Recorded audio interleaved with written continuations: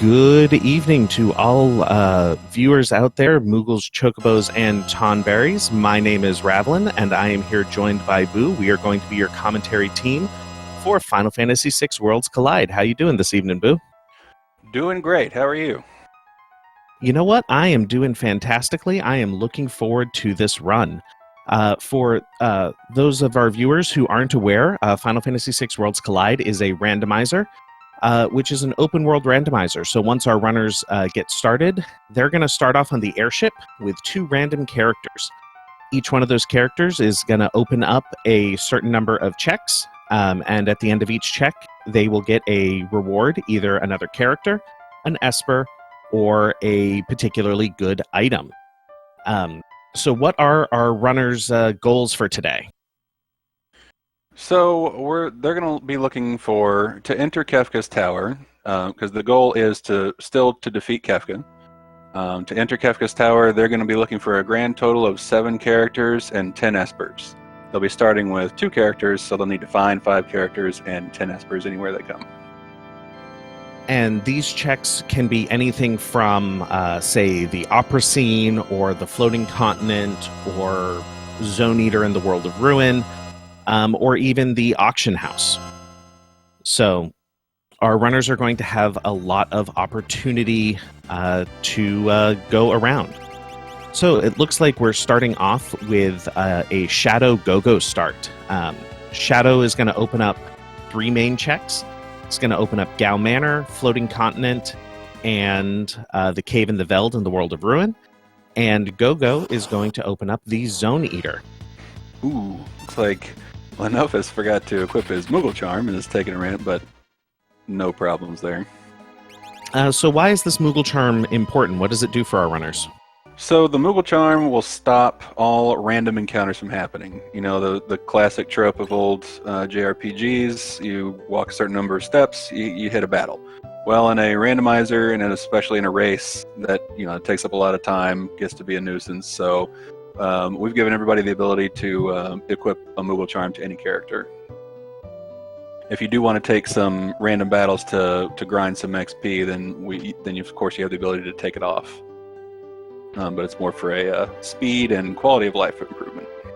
Absolutely. One thing I do want to note is that Lenophis and Neatorif here are actually in a voice chat, and they are doing this cooperatively. So I do expect them to go sort of different routes here at the beginning to sort of scope out what they can find, and then communicate, where the best stuff is. So generally, I'd say, the first 10 minutes or so of a seed, I would be looking for gear to get me through. What sort of stuff are our runners looking for at this point in the seed? So, for this particular start, they have Shadow, and we're using vanilla commands. The randomizer does have the ability to randomize commands for each character, but we're running close to a standard race flag set, which has vanilla commands. So, being as Shadow has Throw, and Go-Go can mimic it, I would be looking for a lot of Fire Skeins, Bolt Edge, those things. But in terms of armor and weapons and things, we have the treasure chests are shuffled, but also have a 20% chance, or rather 20% of them will be random items. So we do have the ability to find great things like Ragnarok swords, Illuminas, Minervas, snow mufflers, all sorts of good stuff. But they'll have no idea where they are. Just gotta take a look around. Yes.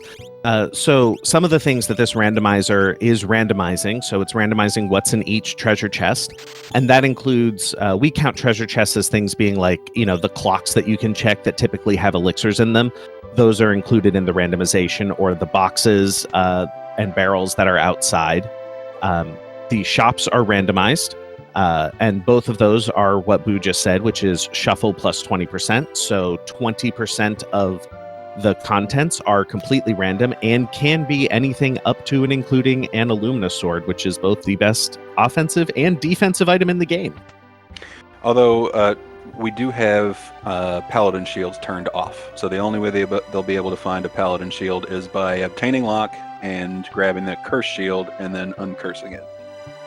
That's True. The one exception. Paladin shields are almost certainly the very best item in the game. They provide in complete elemental immunity or absorption and a whole bunch of evade and defense and magic evade and magic defense. And It's teach a lot. Ultima. Although in this seed also Ultima is turned off. So the shield in this seed, if they do get it, won't teach it, but normally, of course, it would. Right. We like to turn Ultima off on these because due to the random nature, if you find Ultima early, the entire game comes down to you just casting Ultima over and over, and that's no fun. So Ultima will be off, but they have access to everything else. Absolutely. So there are a few things that I've noticed our runners have picked up. I've seen an Ice Shield, I believe, and an Aegis Shield. Both of those are pretty good defensive items early. The Ice Shield also has the advantage of you can break it in battle to cast a level 3 spell. So that might be a way that they can make their way through a particularly challenging check. Level 3 spell that ignores defense, no less. So the breakables are really great in this game, like the rods and shields.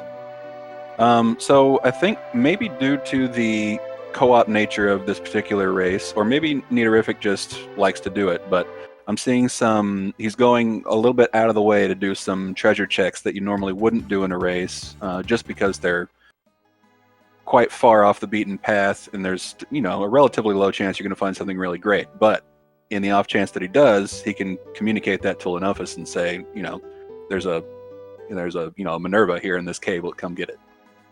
Right. So generally things I'm looking for early, I'm looking for the elemental shields, I'm looking for elemental rods, I'm looking for sort of high-tier weapons. Illuminas, Ragnaroks, snipers, and man-eaters are also generally on the list of things that I'm looking for. Or my personal favorite, dragon horns and aura lances, or pearl lances. We can get people jumping, pogo sticking around. It's a lot of fun. And highly effective. Jump with a spear does 2 times damage that a normal attack would with that. So we have our runners going around. They're going to start doing checks at some point. Other things that are randomized in addition to just the items are the rewards at the end of these checks. So they could be going to, say, Lenophis is right now talking to the Thief in Zen. The Thief in Zen wants just under 20,000 gold for whatever it is that he has. I've already forgotten what it is in the vanilla game. It is an Esper. I don't remember which Esper. one. Yeah, I don't recall. It's been a long time since I've. But here it could be an Esper, or it could be a high tier item. There's a small pool of items that are available as rewards for checks, and those include the elemental shields, Minervas, and a couple of the other best in slot equipment choices. Looks like it's Seraph, or perhaps Seraphim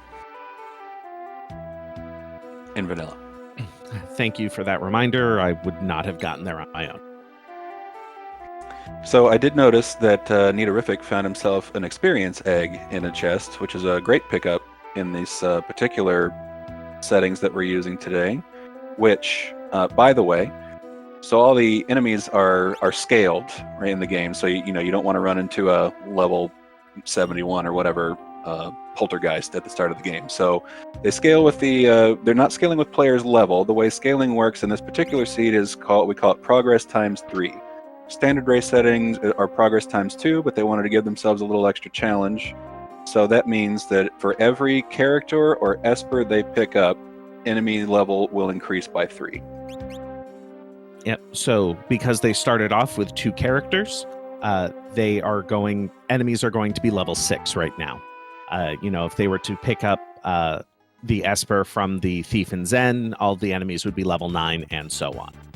Although we do throw in, it's programmed to have a little bit of distortion, so you can't tell exactly what level the enemies are. I think it's -1 + 2, something like that. So they're anywhere between level 8 and 10, or 12, or 11. One of those numbers. Looks like Leno actually just picked up an Aura Lance from a crate outside in Miranda, one of those towns that we don't often check, or at least I don't often check as a racer because it only has a armor and weapon shop. And usually if I'm stopping at a town, I want armor, weapon, item, and relics. Right. Although it does have 2 free treasure pickups, so it's not the worst. I do check it. Basically, I have a route that I usually take. We can see neatorif getting chancellored there. I have a route that I take, and if I haven't found anything by this point, I will hit up Miranda. It just kind of depends on the seed. But it seems those chests outside, I have good luck with them. Of course, it's totally random, so you can't just say those 2 chests are always have something good in them. But seemingly, anecdotally, I tend to have good luck with those.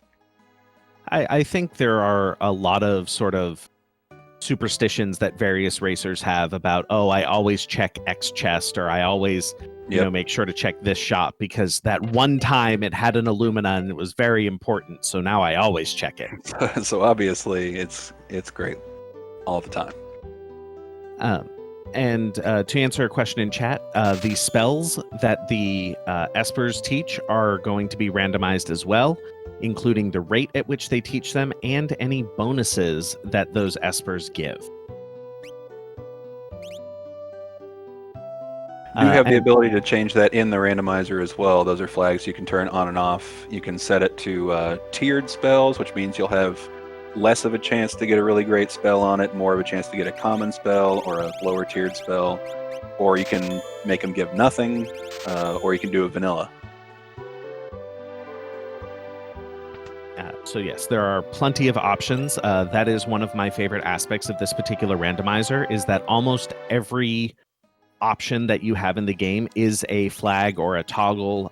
You really get to customize the experience that you want to have. So if you want, to play a seed where everyone in the seed has dance, you can do that. I'm not sure why you'd want to, but you could. Nobody wants to. There can't be anybody who wants to do that, but you can. Absolutely. Have a stumble party. So while they continue on their looting path, I do just want to point out that I am in the chat dropping the link to the website for the randomizer. We do invite anyone who's watching or anyone who you think might be interested, please go ahead and share this around and join us. We have our Discord. Discord is a very friendly and welcoming place to new players. In addition to that, we also have our wiki, which has lots of resources for new players.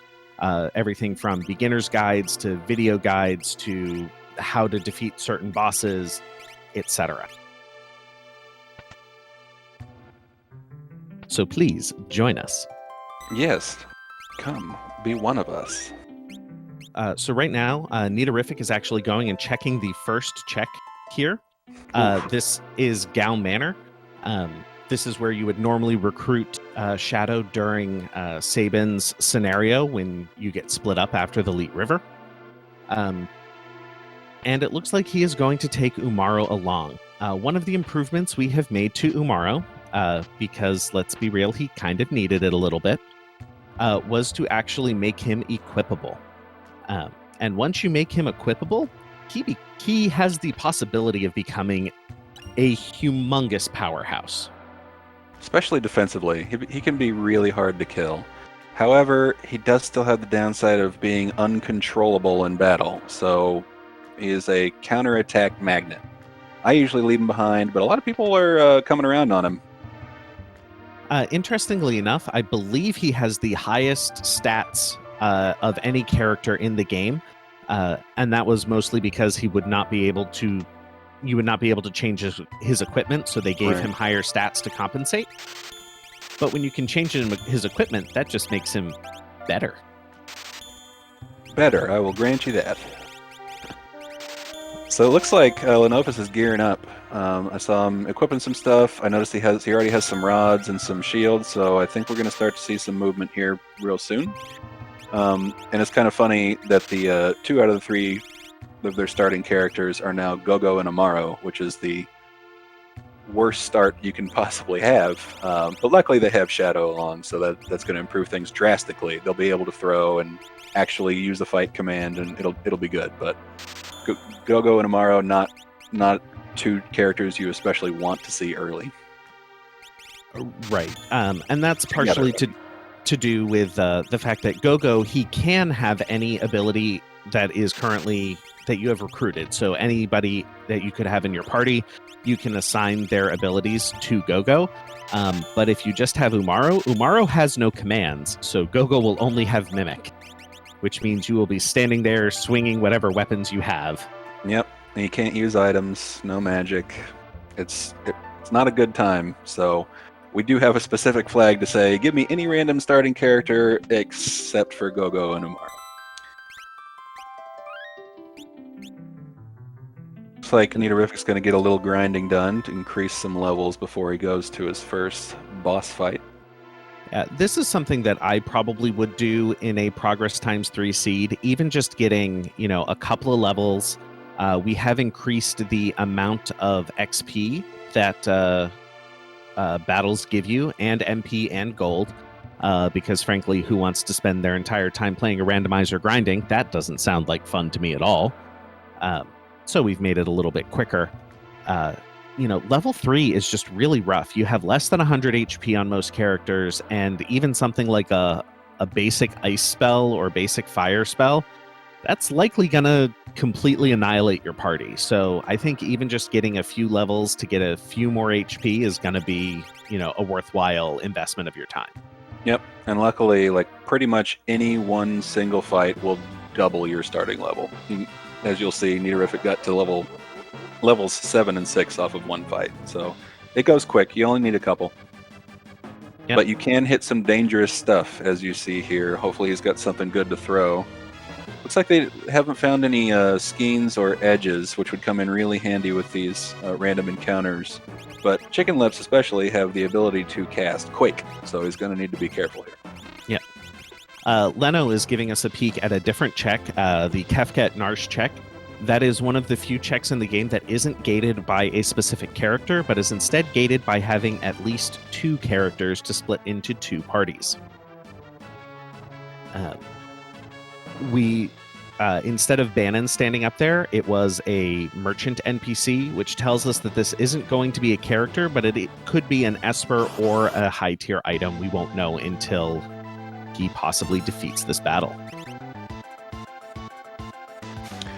So Vargas not an especially troublesome boss, except perhaps at these very low levels. And since it is going to be multi-target, 3-on-1, you have the turn disadvantage. So, this could go either way. A fire scheme here would really help.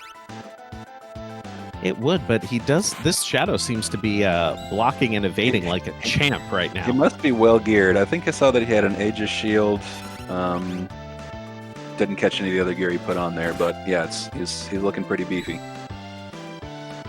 And Shadow also has an additional evade chance because of Interceptor, so that makes, if you're going to do an evade strat, makes Shadow one of the best ones to do it with. The best boy. Oof. The goodest boy. But that's what can happen. So they do have access to quite a few checks now. You can actually get a peek at what the Yeti check, or rather what is in the Yeti cave by looking in World of Balanced Narsh. And there you can kind of tell, it'll show you if it's a character or not, and then maybe if it's worth doing. And similarly, the cave on the Veldt in World of Ruin, you can peek early without fighting as to what your reward there is too. So that's what I would be doing right now, just so you can kind of guarantee your reward.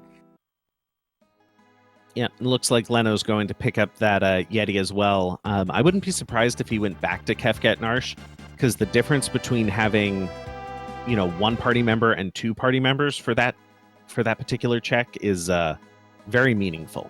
It's huge, because then you can start using things like Phoenix Downs and potions, even like at a bare minimum. That's going to improve your fight a lot. Yeah. And it looks like Nito is going to go take a peek into the Tritalk fight, see what the boss here is, and then jump down into Amaro's cave afterwards. So Tritalk here, this is an ungated check. Anybody can do it at any time. However, this particular check does not have a chance of granting a character. This will only be an item or an esper. So when making your routing decisions, based on what you still need before you can enter Kefka's Tower, you have to make the decision, do I go for Tritalk? If you need a character, then it's not going to do you any good. So there's a little bit of strategy behind it, knowing that. Yep. And Storm's definitely not going to help him out, though. I do get to ask my very favorite question of the randomizer. Is this even randomized? It's Tritalk at Tritalk. Tritalk at Tritalk. Did we turn off the... No, we're fine. So yes, actually, Boo, could you double check on the flags and see if the enemy's abilities are scaled here, or if they are going to be vanilla abilities? Let's see.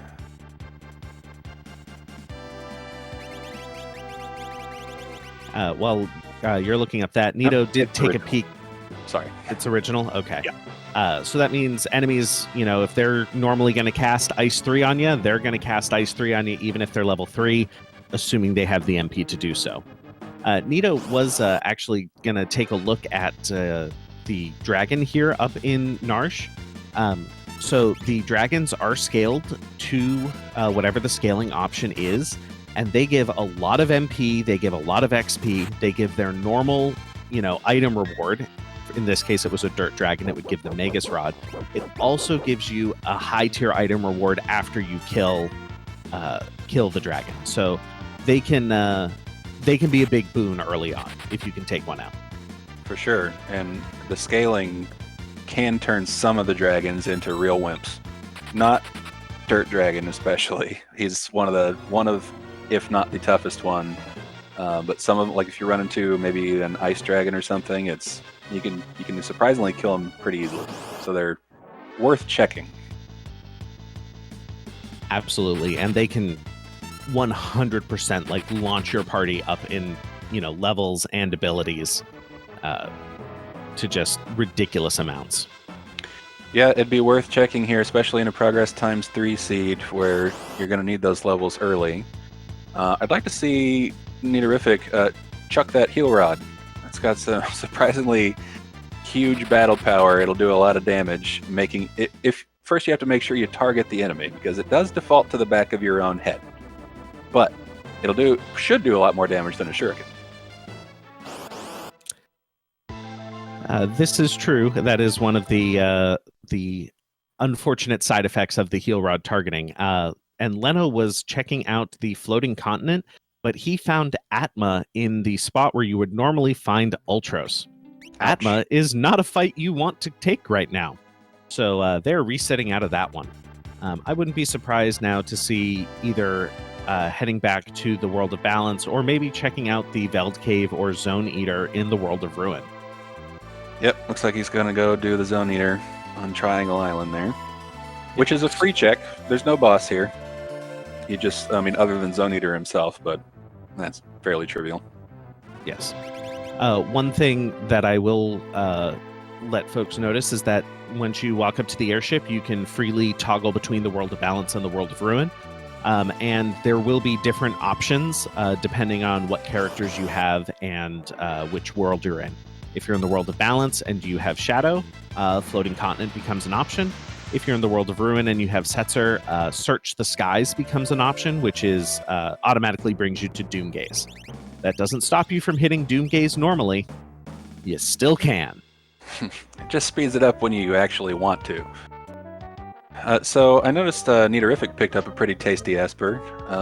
He just unlocked the access to Quake, which is, take it or leave it, depending on your setup. But the bonus on that particular Esper was HP plus 100%, I'm pretty sure. So that's a real good one to find early.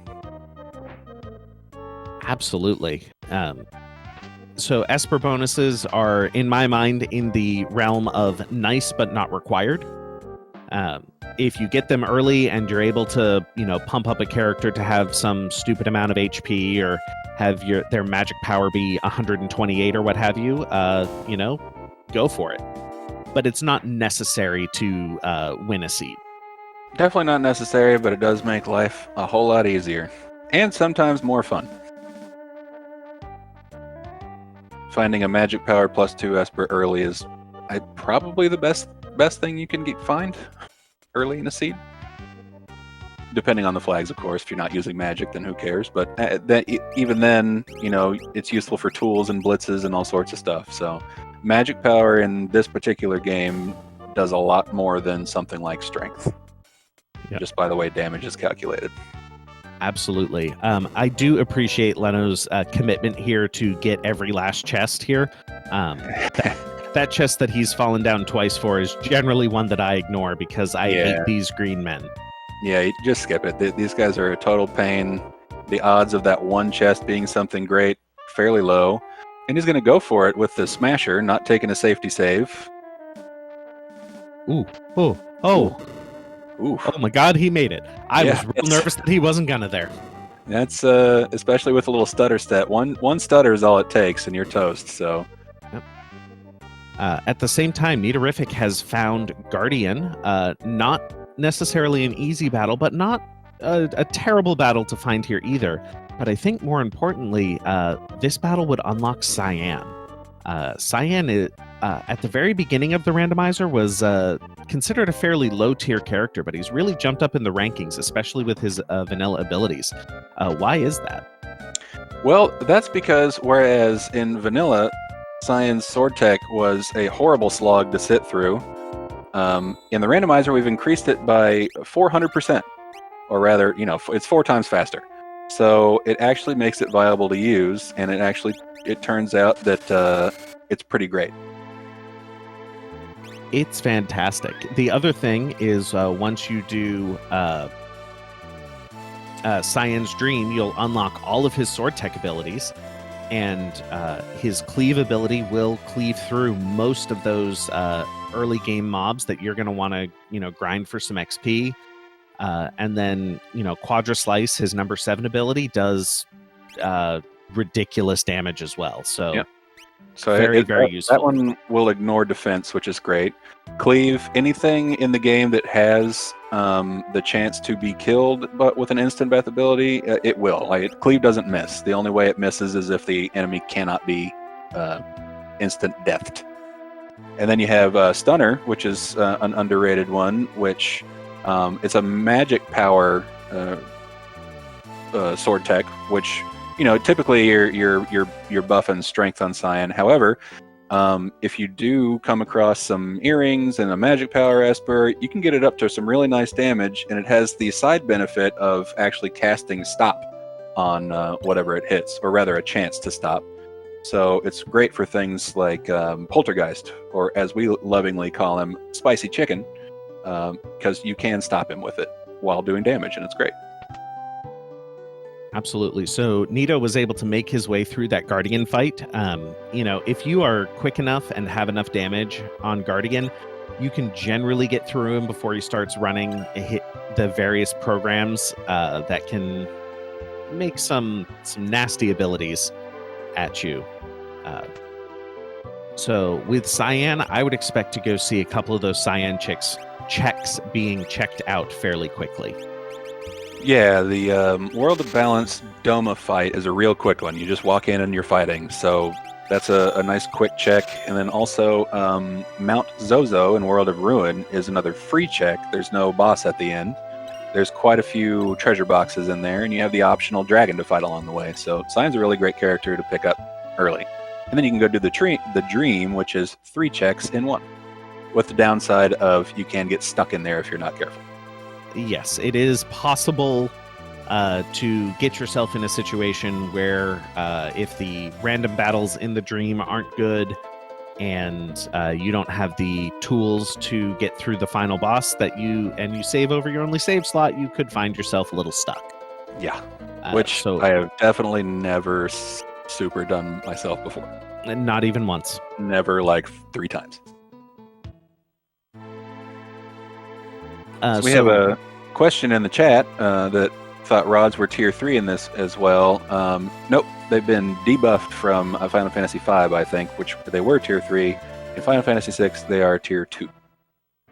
They are tier 2, which means they are technically, I believe, 51 magic power.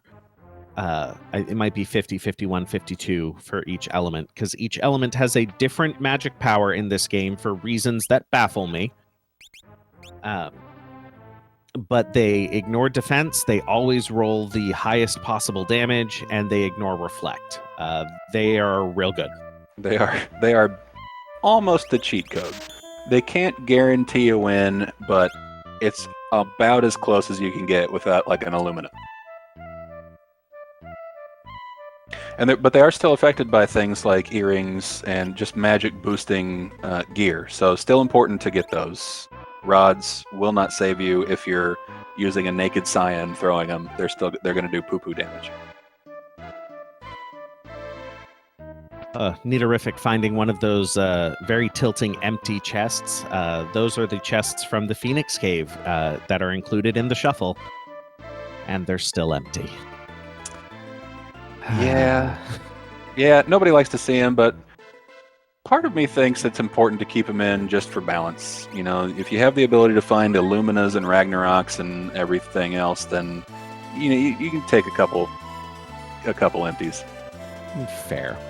Leno did just do a quick peek into the auction house. One of the quality of life changes we have made here is that the guy at the front who you talk to start the auction will tell you if there are glowing stones, read espers, still available. If there aren't, he won't say that, and you know that you don't have to waste your time there. Ooh, look what we have on Lenophis' screen. Is that an Illumina for sale that everyone can equip? Certainly is. It's a shame he only has 350 GP. I assume what he was doing was writing that down, but I'm curious if his jaw dropped in wonder for a second there. Yep. I do know that the players have a little shared spreadsheet of particularly good items in shops, because I know when I'm going through a seed, I'll go, okay, I need to remember the Illumina's here, and then 10 minutes will pass, and I'll be like, did I see an Illumina in a shop? Yeah, definitely. It takes a few extra seconds to write things down, which you want to save every frame in a race, but it's totally worth it unless you've got some steel trap of a memory, which I certainly don't, and definitely forget things 5 minutes after I find them. Yep. Blink and it's gone. Yes. So we do know the runners are writing everything down nice that they find in shops because they're keeping track of it with a handy spreadsheet. Yep. Which we have access to so that, we don't forget what's there either. Right. So Nito is fighting these piranhas in the dream. One change that we have made to the piranhas is that instead of it being a standard 70-second timer before Rizzopass shows up, the timer has been randomized to between 10 and 90 seconds. 90. That's the rumor. It seems like sometimes it's more like between 40 and 6,000 seconds. I feel that deep in my soul. But I think the official numbers are 10 and 90. This is a relatively quick one, I think. Nito has definitely put in some time on this one. I was paying too much attention to the Illuminas over here. I can't imagine why. Luckily, Rizzopass is a fairly easy boss to tear through, so no problems there. And we're getting through there, so we're going to see another reward here, a dragon horn. Oh, yes. I'll let you take this one since it's one of your favorites. Okay, this is the best item in the game. Forget Illuminas, forget Ragnaroks, forget Paladin Shields. Dragon Horn is the item you always want to see. Reason being is because this game doesn't have a Dragoon class for some dumb reason. However, they gave you the option of equipping Dragoon boots, which you can buy in shops. And we've already have Aura Lances somewhere. What the Dragon Horn does is turns your one jumping attack, which already does some pretty great damage, into potentially 4 attacks in one. You will guaranteed at least attack twice, and then you have a chance to attack 3 or 4 times. So you'll be pogo sticking all around that screen, doing mass amounts of damage, and it is oh so fun. It is glorious, especially with that Aura Lance, which is the best lance in the game. Normally dropped off of our favorite spicy chicken friend. Yep.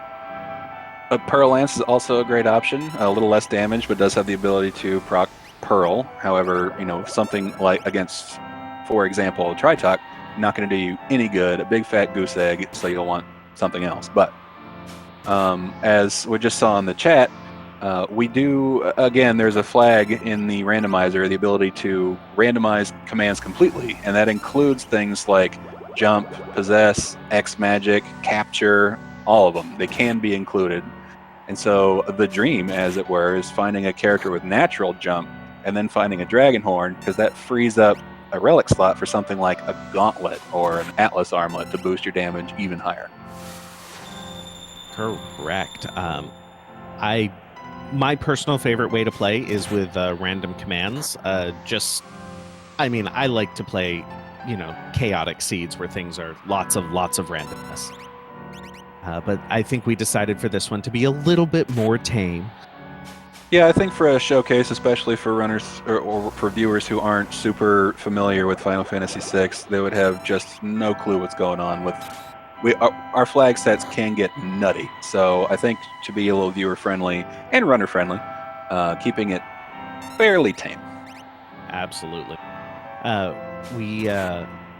Another option that is available in this randomizer is you can change the sprites and names of everyone at the level of the seed. So, as an example, if you decide that everyone should be a Moogle, you can make everyone a Moogle. Good luck telling them apart, but... Right. You can also change their names and change them all to the exact same thing and make it super fun. Or what I haven't done yet, but I really want to, is just rename. I want to shuffle everybody's name, just for mass confusion. I think that would be hilarious. Call it Gogo, Cyan, and call it Umaro, Shadow. And then good luck remembering which checks you can go do. And especially when you're entering Final Kefka battle and you have to pick your party based solely on name, that's when the fun really starts. So one other thing I do want to bring up is that if you decide to play this and someone shares a seed with you, you can actually change all of the cosmetic only things to not, and that will not affect the seed. So if someone sends you a seed with a bunch of wonky sprites that you don't want to play with, you can turn those off and you will still play the same seed, just the cosmetics will be different. Yeah, the custom sprite options and things are decoupled from the seed. Specifically for that reason, some people really either don't like or find it very confusing to play with different sprites, and I can't blame them. Absolutely. So someone in the chat is asking, how many times have you completed the vanilla game before playing the randomizer? I played, personally, the vanilla game a lot as a child, and then, after the age of, say, 18, played it maybe once or twice after that. Sorry, I'm going to ask you this question in a second. Palador is a great Esper. Oh, yes. For several reasons in this particular instance. Not only does it have strength +2, which is great for a jumper, because that is a strength-based attack, but Palador makes your whole party jump. So if you find multiple dragon horns, you just put them on everybody. And we do have the option to turn multi-summon on, where you can just summon Espers all day long, instead of the only one time as in vanilla. And your entire battle strat can just be casting Palador over and over, and it's hilarious. It can be. So to get back to that question there, how much did you play vanilla before you started playing the randomizer? So I'm in the same boat as you. I remember getting this game for my birthday when I was like 12 years old. It became my favorite game of all time, still remains to this day, but it's not one that I can play over and over and over, right? So played it a lot when I was a kid, and ever since then I play it maybe once every 5 or so years. So I've probably played it 10 times in my life. Absolutely. And one of the things that I like to say that I like randomizers in particular, I have a lot of experience with Worlds Collide and with Free Enterprise, is that more so than a traditional speedrun, I feel like a randomizer rewards a depth of game knowledge rather than perfect memorization and execution. Yeah, super agree. And it's actually a pretty easy to learn because of the condensed nature of it. You'll see a lot of fights in a short amount of time, and so if you're watching another runner who is very knowledgeable, you can get a lot of information in a short amount of time. I've actually, I was certainly no expert. Still, am there, second tier in game knowledge on the Discord, but I've learned a lot in a short amount of time. In addition to anyone who wants to join this and feels a little overwhelmed by the amount of choices and just the sort of open nature of a game like this, we have several resources available. I have linked the wiki and the website, which I will do again. In the wiki, there is a beginner's guide that I started, but really most of the community, or many members of the community, have come together and added to it. We have various build guides on how you build certain characters or certain strategies, such as Boo's favorite Dragoon strategy, or what equipment you want to look out for a magic user, to boss strategies, to what the different rages do. In case you don't know that. I have also worked on what I call the Moogle's First Seed series, which I start up some flags, I explain the flags to you, what they mean, and then play through a seed. You can either play that seed along with me, you can play the seed beforehand and then compare, or watch before and then play on your own, to sort of have a guided entry experience into this game. So we are very aware and want to make sure that our new folks to the community have a smooth entry. Yeah, and there's a ton of stuff available on the Discord as well. The wiki is a great starting place. We have even more stuff available in the Discord that the community has put together. And I wanted to point out, it's being talked about in the chat, that trackers are a great thing to use when doing these. I think anybody who's familiar with a RPG randomizer probably is familiar with trackers, but I did want to point out, somebody, so Kuros777 says, Emo Tracker is great for starting out, as it helps to see what you can do. Totally agree, except Emo Tracker only operates in pictures, so it can be kind of confusing as to if you don't know what the picture means, as to what you're doing. So we do have some community created trackers available as well, make a little more, might be a little user friendly. Another something you can come check out on the Discord. Absolutely. And Leno is, I was hoping he would wait for at least another turn to see, because Umaro was not taking any damage there, so he might have been able to clutch it out. I was thinking he might get a full Yeti rage there, but I guess he just figured it'd take too long. I do understand that call, though, to take a reset there. Oh, sure. Especially if you go 4 or 5 more turns and then die, you're just wasting time. So just back it up, try a new strategy, or go somewhere else.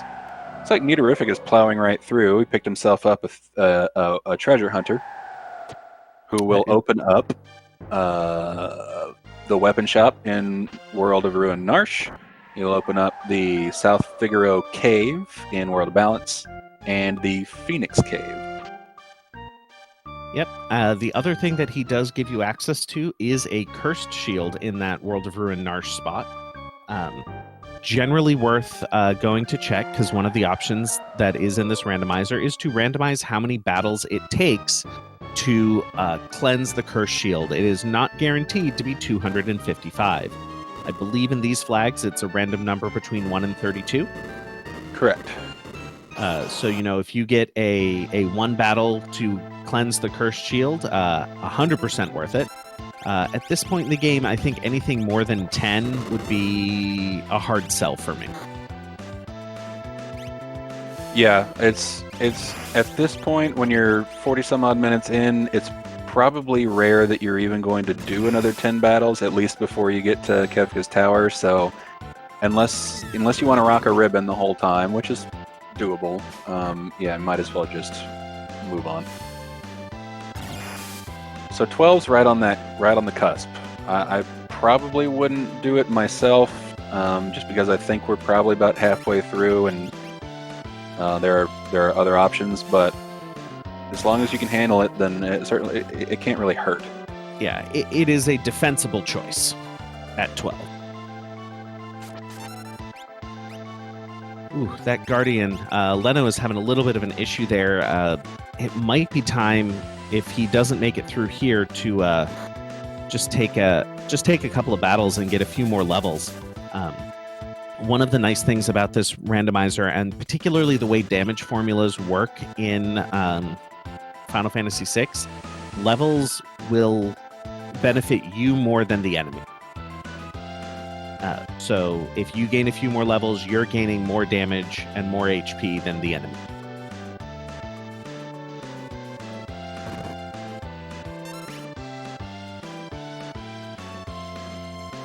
Well, so that Lenophis' situation hasn't improved too much, but he got through it, so great.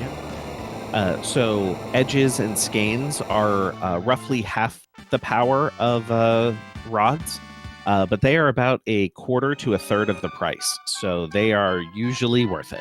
Yeah, they're a great value, especially a great pickup in the early game. Their value diminishes as the seed goes along and as you increase in levels because their power doesn't scale as well. But great things to have if you have throw at the beginning of a seed. They can get you through a lot of fights. Absolutely.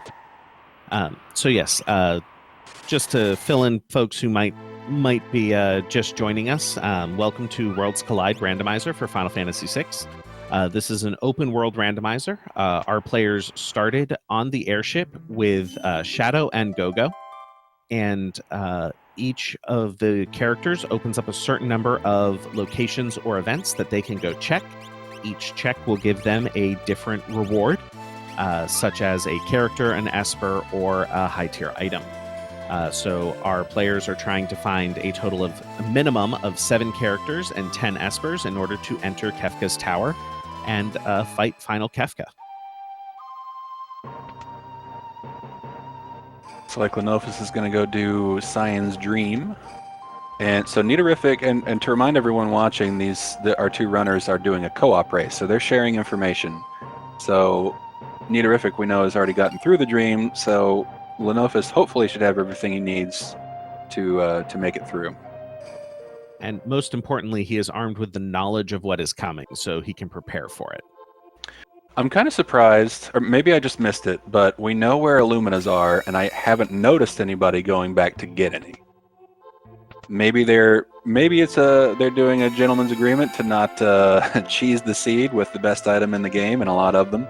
Certainly could be possible, but if I was running in like an actual race, you can bet your sweet Bippy I would be going back for them Illuminas.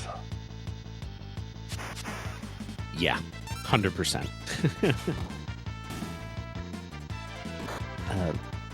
Aside from a Paladin Shield, which is hard to get, and that is intentionally hard to get, an Illumina is still the best defensive item in the game because of just the stupid amount of stats that stick gives you.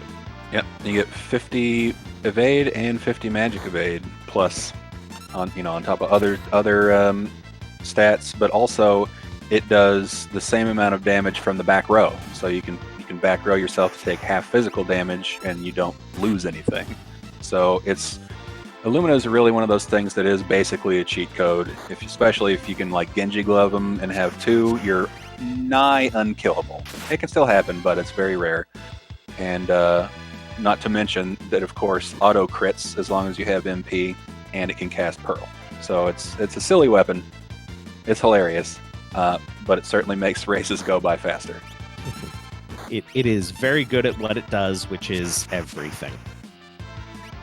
The only downside is that, so as Xenopian just said, so it's funny actually, the sword itself is not Pearl Elemental. The sword, like the regular swings, is just physical damage. Unlike a Pearl Lance, which will do Pearl damage on the swing, but it can proc Pearl, and if you run into something like a Goddess or Rexol or something, they absorb Pearl, and you are hosed if it keeps proccing over and over because you'll just keep healing them.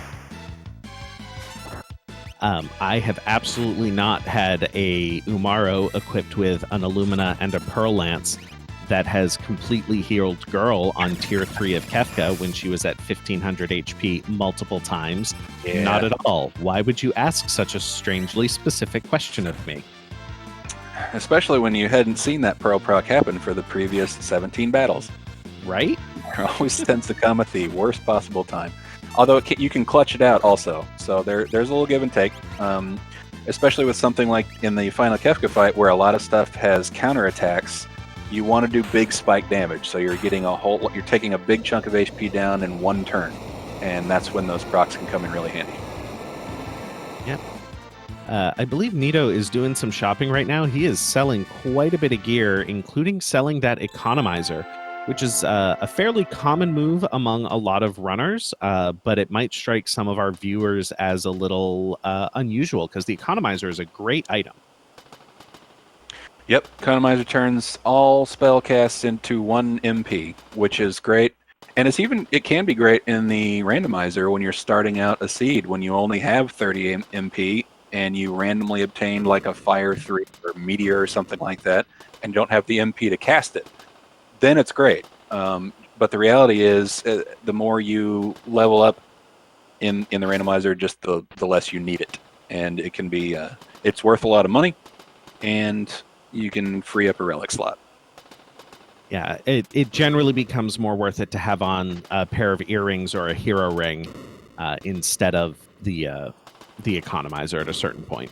Right, because you also have access usually to a lot of things like ethers and elixirs, and there's a lot more ways you can boost your MP than in vanilla, just because they could potentially be on sale.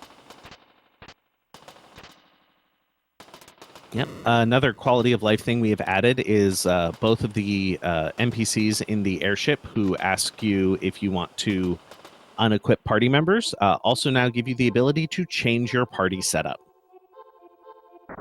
So just a little bit of a quality of life change, just to grease the wheels a little bit. There are actually quite a few quality of life changes that we have had included in this randomizer. So when various abilities such as Sword Tech and Blitz are on characters that aren't Cyan and Sabin, as an example, whoever has it can learn those abilities. You can change the way rages are learned. So as long as you fight the enemies anywhere at all, you learn the rages. And various bug fixes, such as we've actually made evade do something in this game. Right, and fixed things like the sketch glitch and whatnot. Ooh, look what neatorif is doing. This makes me happy.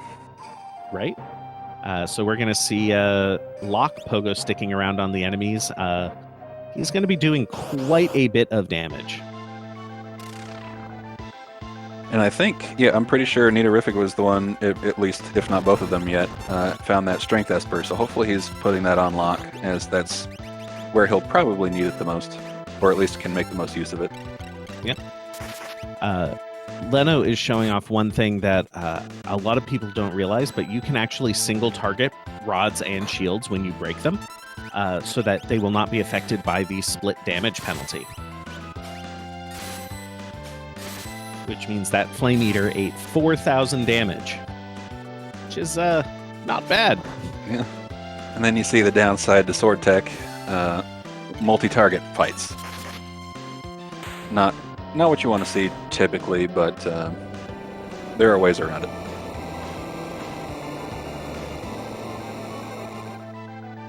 Oh, one of the other biggest quality of life things is you don't need the sprint shoes to sprint. Ah, yes. We should add an option to turn those off. Not the shoes themselves, but similarly as to we've done with Moogle Charms, where Moogle Charms won't show up in your treasure pool because you don't need them, you already have them. You can still find sprint shoes throughout the world, which, I mean, they're free 1,200 GP, I guess, but I was going to say, you're saying sprint shoes, and I'm just hearing free gold. Yeah, but imagine if that sprint shoes was actually a sniper or a mega elixir or 5,000 GP. Fair. Yeah, it's no big deal. So, in addition to the well-known overpowered weapons such as the Illumina and the Aura Lance and the Sky Render and, those various top-tier weapons, there are a few other ones that I'm always on the lookout for. Magus Rods give you stupid amounts of magic power. Same thing for Enhancers. But I'm also on the lookout for the weapon you just mentioned, a Sniper. Sniper has a chance of doing, I believe it's 3 times damage to a floating enemy. Yep. And I think most of the final Kefka battle is floating enemies. Most, if not all. Yeah, it's one of those weapons where if you get 2 of them with a Genji Glove and an Offering, take it into the final Kefka battle, and it becomes kind of nutty. You're just doing 3 times damage over and over and over. I think if I remember correctly, it's about a 33% chance of proccing the 3 times damage. It could be something like 5/8. I'm not 100% on that, but it happens fairly often. And yeah, some of those middle tier weapons can be really great situationally. Absolutely. So that is the Sniper. Another one that I like is the Man-Eater, which does more damage to human-type enemies. Although it seems whenever I use that, I never fight human-type enemies again. Yeah, I had that same issue, and I just started selling them. They can be really great, especially on like final Kefka, like tier 4, who counts as a human. But I rarely have them at that point. Yep. And then clearly there is the Fixed Dice, which is one of the top tier weapons, despite it having a battle power of 1, I believe. It has a unique damage formula, which is based on the numbers that you actually roll on the screen. And I think that was the last top tier weapon that I would be on the lookout for. Valiant Knife. Valiant Knife. Oh god, I was thinking of that and it just couldn't come to mind. What's so good about the Valiant Knife? So Valiant Knives are great because they ignore defense, which is always great. But also they have their own special damage calculation where they'll add damage on top of the calculation based on how much HP you are missing. So your max HP minus current HP, it just straight up adds it on top. So if you start to get a lot of HP, like for example, Neatorific found that 100% HP Esper early. So if you kept that on the whole game with, say, Locke, who can get silly amounts of HP, combine it with a red cap, and you're looking at something like 7,000 HP, and then let's say Kefka does a Fallen one, which resets you to 1 HP, you're now adding 6,999 HP on top of every swing, and you combine it with a Offering, that's a whole lot of damage. It is possible in this randomizer to get 2 Valiant Knives, and if you are able to hit for quad 9s with all 8 swings of your Valiant Knife, you can one-shot Kefka. It's glorious. It's really real risky, though. Yeah, if you have, let's say, 4,000 HP, and you're adding 3,999 damage onto all your swings, and then you realize your original damage is only 1,000, well, you might just have triggered Ultima on yourself on a party of 1 HP people. So you definitely have to be ready for it. Again, not saying that this specific thing has actually happened to me. Maybe. Nah, never. So the fixed dice are particularly good in early game as well because of they have their own damage calculation. They ignore defense. And they can put out a lot of damage if you get really lucky. The downside is they take a long time to throw, and if you have my luck, you get terrible rolls all the time, and it does even less damage than it would be if you were just swinging a dirt. So there's definitely some give and take. It's usually worth the risk early, but I tend to move on from them later in the seed as long as I find any other option. What about you? It really depends. One of the things you are always on the lookout for in this particular randomizer is non-elemental damage. And they are a reliable source of non-elemental damage. So if I don't have, Flare or Illumina or Ragnarok attacks, if the rest of my damage is mostly elemental, I'm going to keep those fixed dice around. Yeah, it's definitely don't want to just sell them off. I see we have Valiant Knives available. Speak of the devil. So hopefully we'll see some good use made of those as Neatorific takes down Atma. And is going to give us a peek after this next boss battle onto the first of 3 rewards on the floating continent. The first one is when you first land on the floating continent, the second one after you defeat the Atma weapon spot, and the third one at the end where you would normally get Shadow. And this randomizer does not want you getting on the floating continent. Yeah, they're making it kind of rough on him. But I think Neatorific is pretty well prepared. He's got a leaping dragoon. There he goes. He's in the air. He's got Quadra Slice, he's got Throw, and he's got the stupid Yeti. So I think he should be fine.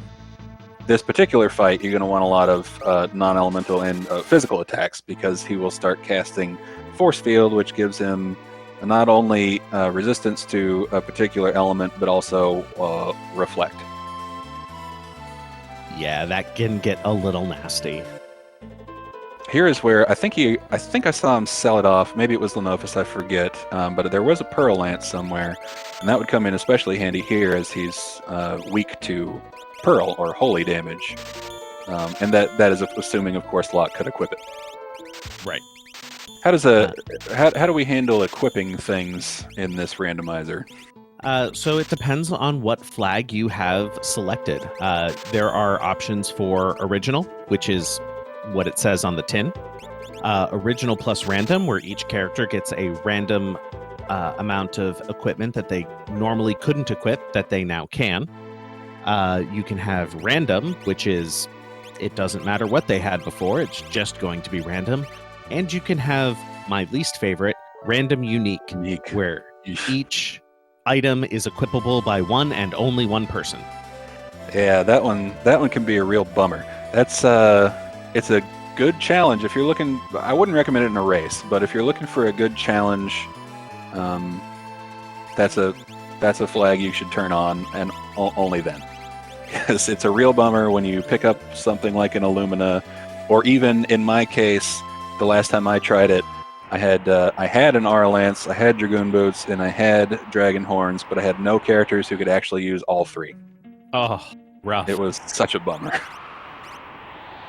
Nito has found Katana Soul. So this will be especially nice since he has that Valiant Knife, and it looks like Katana Soul is going to be no issue for him at this point. But yeah, as mentioned earlier, the Valiant Knife works great with an offering, and an offering is the reward for this Katana Soul. I think he's been looking for it the whole game. I've seen him check a bunch of monsters in boxes, so he will be rewarded post-haste, forthwith. Yes. Immediately. Yeah, now he's getting an offering, which will go great with that Valiant Knife. I'm assuming is where he's going to put it. Or with the fixed dice. Either option is absolutely reasonable. Is he using the fixed dice right now? Somebody have him equipped? I'm not sure, but he is putting that offering on the Yeti. I didn't happen to see what weapon the Yeti has equipped, so we'll have to see how that works out. Yeah. Now, so there's something interesting there. I'm no expert on all the different damage calculations that, the 6,000 permutations that this game does, but I believe with Umaro, when he does his... so he's also got a Rage Ring on, unless he took it off, but Umaro always has a chance to do that body slam. He has a chance to throw people. I believe those are not affected at all by a Valiant Knife or by the offering. So potentially this could be not a great use of that offering, but... So those attacks do not get the benefit of the offering of attacking 4 times. Right. but they are coded as a fight command, so they will actually get their damage halved. So if the Umaro has a particularly good weapon like the Valiant Knife for the offering, it could still be worth it, but you are sacrificing some damage on his other ability. Right. Yeah, I think for me personally, it'd probably be better used. Then again, maybe nobody else can use the Valiant. Well, he does have Locke, but then again, Locke is his Dragoon. So there's all kind of wonkiness going on. It's not terribly important. It's not going to be a big setback either way. But I think what I would do is put it on Locke with the Valiant Knife and hope somebody else can jump. Yeah. And just to respond to something that I saw in chat a few minutes ago, to anyone who's looking at this and going, oh, I want to play, but I don't think I have the game knowledge, check out our Discord and our wiki. We have lots of people who are, and resources who are there to help you get started. It sounds a little self-serving to plug the Beginner's Guide and Moogle's First Seed series that I did, but this is why I did them. I did them so that people would have a smooth entry point into this game. Because we want people to join us. We want our community to grow. We want to share our love of this with more humans, or Moogles, or Tonberries, whatever you happen to be. Yeah, and I'll plug it for you. I think you've done a great job setting those up, and I know a lot of people have gotten a lot of use out of them. I remember using an earlier iteration way back in the day, but definitely great resources available, and we have a lot of helpful people on the Discord. So definitely come by, check it out. Community helpers and admins and even just helpful community members always around. Yep. If it would help you, we do have people who are willing to sit down and do a co-op seed with you for your first one, or just sort of talk you through your first seed so that you can figure it out and have an experienced hand behind you.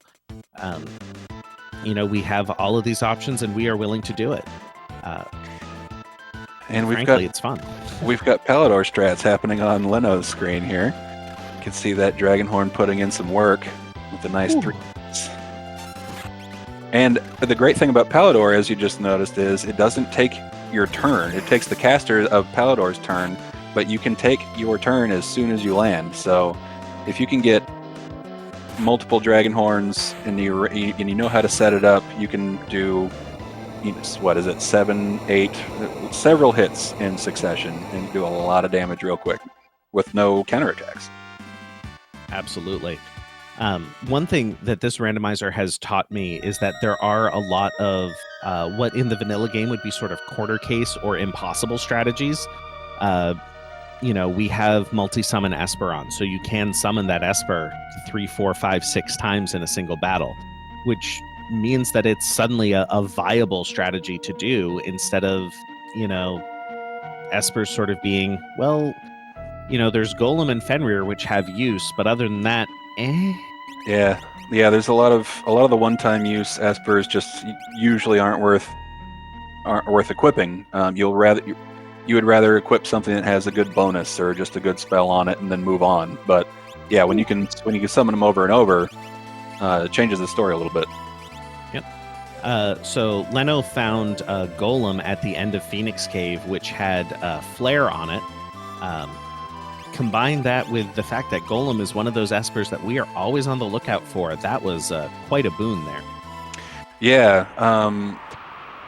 Flare is a super great spell early on, especially if you're looking for non-elemental damage. However, it's one of, if not the slowest spell to cast in the game, with the longest cast animation. And when you have options like Valiant Knives and Illuminas and stuff, probably not going to see a lot of use. But yeah, in a typical seed where you don't have this plethora of hot stuff they've got, it's a good find. What's not a good find, like in any seed ever, is what's going on neatorific's screen. So Magi Master is a particularly nasty boss, as I'm sure anyone who's played the vanilla game will tell you. It's a lot easier outside of Fanatic's Tower because you can, hit him with a stick. That does help a lot. However, his physical defense is enormous. So if you don't have Valiant Knives or, Quadra Slice, you can be in deep doo-doo. You really can. But we do have the option, which is on here, to turn off his final death counter of Ultima. Frankly, we just didn't want him to be too mean. I mean, that's the long and the short of it. Right. So, for example, if you run into him early, you just haven't had the chance of finding a way to avoid that death count, like avoiding Ultima. You can do it with jump, you can do it with life 3, but early in the game, you may not have that stuff, and then you're just stuck. You're basically soft locked. I mean, depending on you might be able to exit out, go back to a previous save, or warp out and go find some Dragoon boots and take your chances. But depends on the flags. There may not be Dragoon boots in shops. There's all sorts of ways that you can get screwed on that one. So it's just a better option to turn that particular feature off. Yep. But if you want to have the vanilla experience, you can leave that flag the way it is normally. Yep, it's another one of those good ones for a challenge seed. So this is interesting. Neatorif got himself an offering already, but he's still checking monster inboxes. So I'm curious if he's just doing it for fun, or if he's looking for something, or if maybe he just forgot that was a monster inbox. Let's see. Might be looking for pugs for Minervas. Perhaps. Maybe a Gigantos for just a boatload of XP. But I think about the extent of the useful monster inboxes. At this point, I think you're correct. I will note that Neatorif is at the levels that I would be comfortable headed into Kefka's Tower at. Roughly somewhere around late 30s, early 40s is about the level that I feel pretty comfortable doing that. Yeah, 40 is probably a good, relatively safe starting point. You can do it as low as high 20s if you've got really great gear and a lot of knowledge and a little bit of luck. But even also at level mid 40s to early 50s, if you don't have great gear, you could still be in trouble. So it's definitely going to be a combination of things. It's a more of a gear check than a level check, just because of all the different enemies in Kefka's Tower. But yeah, HP wise, stat wise, 40 is a solid entry point, or starting entry point, I should say. Right, because you will be gaining levels on the bosses as you go through. So yeah. And so that reminds me. This is kind of funny. We've got the brothers on screen at the same time. Look at that. One of them is far more terrifying than the other. We should mention that while all the bosses and enemies in the game are scaled, as we mentioned, gain 3 levels for every check that they complete, the final battle, all 4 tiers of Kefka at the end of the game, are vanilla. Those are not scaled. So they'll be all level, 72 or 91, I don't know, something like that. It's a high level, and that is also an option you can turn on and off. You can do scaling. But we found that since you're going to be entering Kefka's Tower at lower levels than you probably would in vanilla, when Kefka's scaled, it becomes fairly easy. So we typically, in standard settings, leave it unscaled for a bit of a challenge. Yeah, it also makes it feel like that you have an end goal in the race. Something that you're working towards. It feels very similar to preparing to beat Zeromus in Final Fantasy IV Free Enterprise. You've got this consistent thing at the end that you're aiming for. Right, and then you can aim for the familiar levels, the familiar gear, rather than be totally chaotic and not know if you're going to have a chance to win or not. Although that could be fun too. Right. It also makes it sort of an equalizing factor for the racers, because if you're doing a progression scaling, once you have your 7 characters that you need to enter Kefka's Tower, if you find an 8th, those will add to the scaling. So it is possible, depending on the route that you take, you could end up with a harder or easier final Kefka than another person playing the same seed. And that just felt weird to a lot of us. So we've sort of opted for that standard vanilla Kefka fight. Right. So let's see what's going on Lenophis' screen. He's only got 3 people in the party while he's doing Floating Continent. I'm not sure why.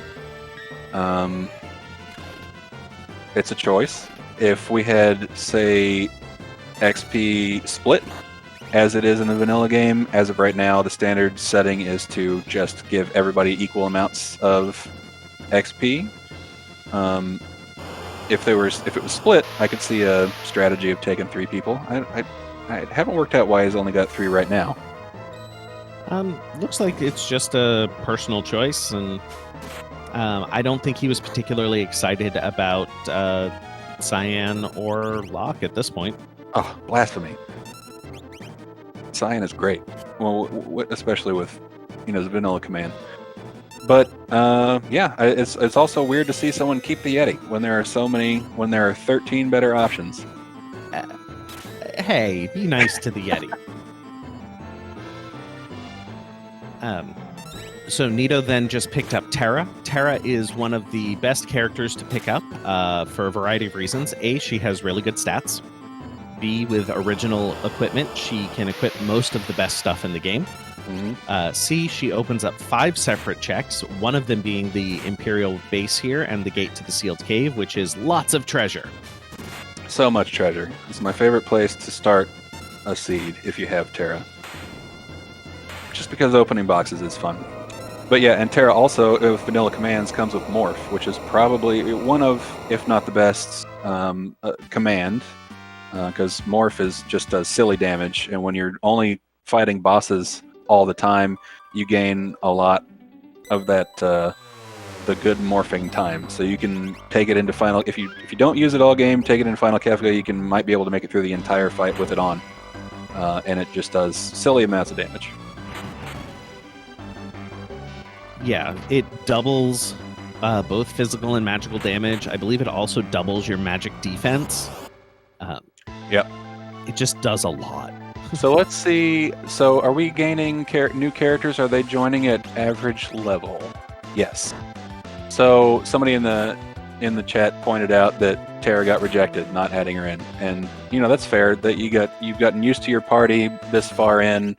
You're just rolling with who you got. They're already equipped. Why take the time to change? But we do have the option of, instead of adding every character you get at level 3, which is kind of a pain, just trying to keep them alive if you add them in late, they can start at average party level. So we could have added in Terra at roughly level, 30, 35-ish, and then take advantage of some of that good equipment and morph, but, not for everybody. Right. So joining at the average level, it means that if you gain a character late in the game, they're not useless to you, but it does make it harder to take advantage of those Esper bonuses. So it is a bit of a double-edged sword in terms of what you're going to do, but I think we've come to a pretty clear consensus on joining at average party level is the preferred setting. Yeah, it's a good thing. The Esper bonuses can be kind of a bummer, but yeah, trying to keep a level 3 person alive when you're fighting level 40 stuff can be a real nightmare, and then you end up not being able to bring them as far along as you wanted to, and then they're underpowered for the Kafka fight, and it gets chaotic. So again, you're not speaking from experience at all. No, definitely not. Saw neatorif just picked up a Dragonhorn number 2, which could be fun. Could be doing. And he got another pair of Dragoon boots in the treasure room also. Interesting. Could have more people flying through the sky. So little known fact: fixed dice are actually pretty great with jump. Because they take advantage of the 1.5 times damage that jump grants. So they'll still do their own damage calculation. You still have to get good rolls with them, but then their damage will be increased by 50%. Huh. I didn't actually know that. Yeah, they can be... Ooh, Andy picked up a Minerva. Nice. This seat is very generous with the stuff. So I definitely wouldn't give the Minerva to him, as he's already got a Paladin shield and an Illumina. That's a little overkill. Somebody else could probably make better use of it. but if you want to guarantee that Cyan will never die, I think he's just done that. Absolutely. The Minerva is usually only equipable by Terra and Celis and Realm, I think. I'm not sure Realm can use it in vanilla. Yeah, I'm not 100% sure on that, but it would give a 9-year-old or whatever a boosty egg, right? She's 12. Well, whatever. I don't think that makes it better. No, it doesn't. Not at all. And a little bit ironic that we find Edgar here at the sealed gate, as Edgar is the one who is a little creepy. So that's, I believe that was Neatorific's 7th character. So I think he's all set on characters in terms of go mode. So we'll just have to find out how many espers he's collected. Once he gets to 10, I think he should be ready to go. He may want to do some last minute shopping for sleeping bags or elixirs or what have you. Remedy is a great thing to take into Kefka's Tower that a lot of people forget about. Yeah, I do always try to make sure that I have remedies and or echo screens and eye drops because train can ruin your day. Yeah, train's not fun, especially if you don't have. So it doesn't affect Illuminas, because another great benefit of an Illumina is they never miss. So that may not be as big of an issue, but normally, yeah, train doesn't miss. It'll always grant blind and mute to your whole party, unless of course you're wearing a ribbon or goggles or something. Why you would ever be wearing goggles, I don't know, but yeah, remedy is great to have. Otherwise, you can get yourself into a real jam. All right, and looks like Leno is going to dip out of the floating continent here early, not going to go for that last check there, which we know is just an esper, deciding it's not really worth the time, which I think is again a reasonable and defensible choice. Yeah, there are a lot of quick checks for espers in this game, and if you know what's coming at the end, which again is the benefit of doing this in a co-op format, yeah, just know when to peace out, save yourself some time. Yep, looks like Nito is likely going to end up with an extra character here, going to find Mog, one of my personal favorite characters. I am a bit of a Moogle fanatic. I doubt that Mog is going to make the cut for the team, even with that extra Dragoon boots and Dragoon horn. Yeah, I was just going to say that Mog is guaranteed to be able to use lances, so he'd be a good pickup, but at the same time, when you have Illuminas and whatnot, maybe you don't need it, and also he didn't have the benefit of that strength esper the whole game, so yeah, I get it. Leno has shown that you do not need Setzer to find Doomgaze. You can still find him randomly. And he's also going to show why taking a Moogle into this fight can be super annoying. I mean, not a Moogle, a Yeti. Because when you kill these things, they always come back, and the animations, they do them individually each time. It takes forever. Multi-target bosses and Yetis don't mix too well.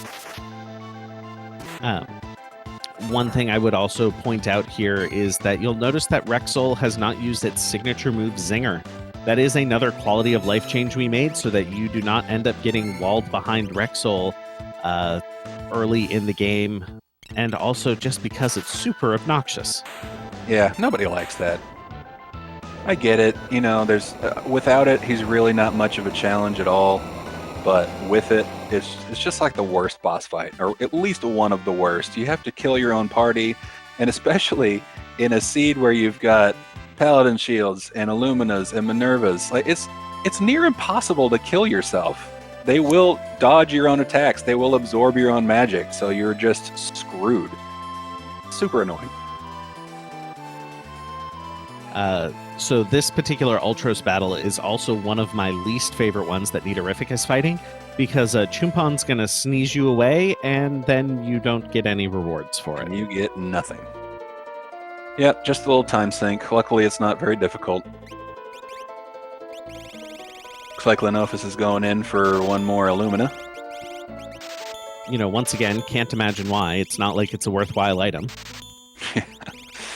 I mean, it's like it's an item that they balanced around the fact that you have to give up an Esper for it and then bet it at the Colosseum and beat a really hard enemy to actually get. Yeah. give up the only Esper that grants Ultima, no less. You know, it's like they thought it needed to be powerful to make up for that. Super good. And I think in the vanilla game, only 4 characters can even equip it. I think it's Terra, Celis, Edgar, and Locke. Locke. So yeah, it's 100% without a doubt the best item in the game. Well, okay. Paladin Shield notwithstanding, I still think Illumina is a better item than the Paladin Shield, but the Paladin Shield could be equally as useful defensively, if not better defensively. But Illumina puts out that sweet, sweet damage from the back row, Pearl procs, guaranteed crits. It's the best. Plus, it gives you extra magic power, battle power, all kinds of stuff. Nito is now heading down into the ancient castle. You're still checking monsters in boxes. I mean, it's a fairly small pool of enemies. You sort of know what you're getting into, and they'll be worth some XP. There might be some worthwhile, rewards from it. Yeah. I don't hate the idea. Yeah, I think at this point, when talking about racing, he's at a point where he doesn't need it. Like, he's good to go. The amount of use he'll get from the item is not worth the time investment, in my opinion. If we're chilling, we're having some fun, then sure. Well, absolutely, why not? If we're in a competitive race setting, right? Just go. You're good. Nothing you can pick up is really going to make life that much easier for you. But I do think he is sort of laying the groundwork for Leno to leave a trail of smoke behind him as he smokes through the rest of the seed. Feel like Nito is sort of bushwhacking for him, or trailblazing. Trailblazing was the actual word I was looking for. Yeah, I totally get that. And when I've done co-op races in the past, I've done the same thing. So that's a very good point. Well, that's interesting. Did you see what was going on with that sprite on neatorif? Anyway, Shadow looked kind of translucent for a minute there. But anyway, yeah, that's a good point. Just kind of figuring out where things are for the benefit of your partner. Not a terrible strategy. Presenter here is not a boss you necessarily want to see, especially eat a quadra slice to the shell. But I do believe cleave works on Presenter. Yep. Or you can just completely overkill the shell. That's fine. That's cool too, man. I like it.